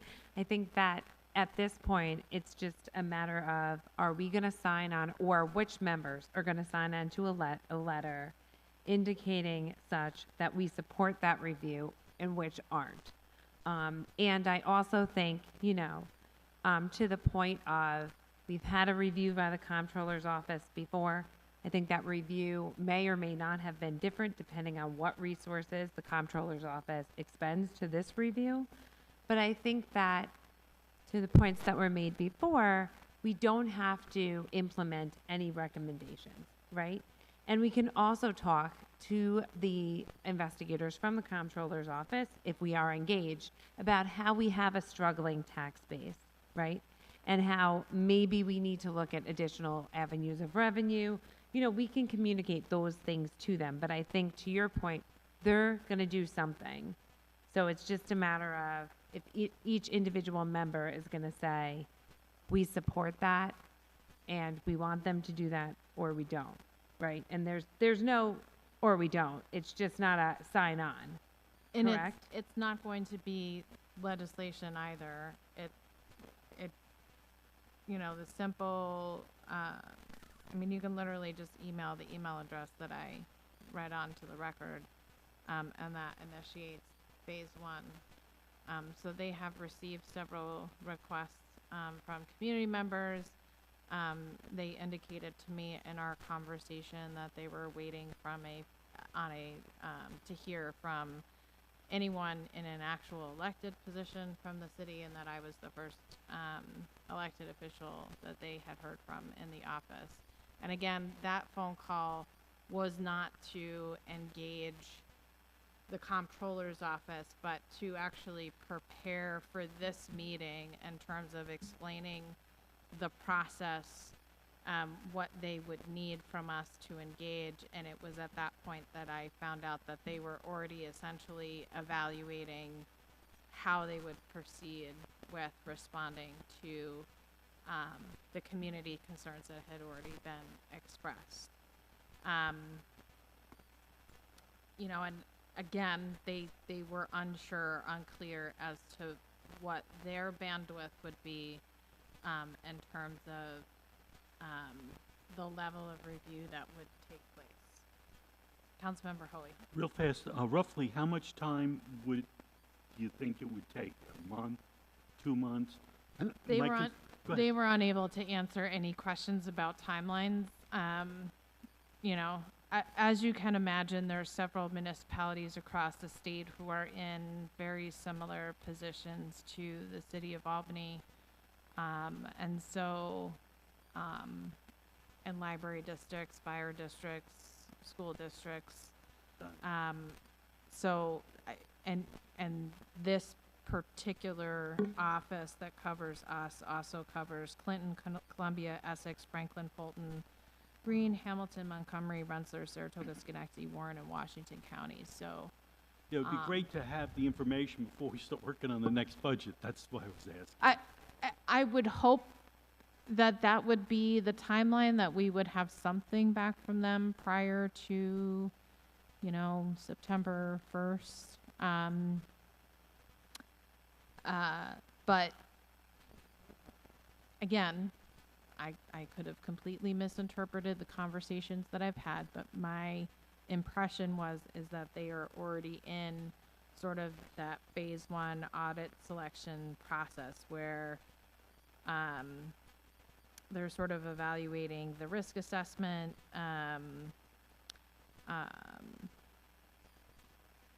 so on and so forth, and determining at what level can they intercede based upon all of the other requests that they currently have and the staffing that they have. Councilmember Ballerin. Thank you, Chair. I'm going to reemphasize, I think we should have a more public conversation about this, and that we should have members more engaged on this. 'Cause I think it has a much stronger message that it has 10 to 12 members sign on versus 4 or 6 members. And if members are not fully engaged with this conversation, then, you know, you can understand why they may not sign on. So I still believe we should have a much more public and open conversation on this. Thank you. Any other questions, comments, or concerns on that issue? Do you have a motion to adjourn? Second? All in favor?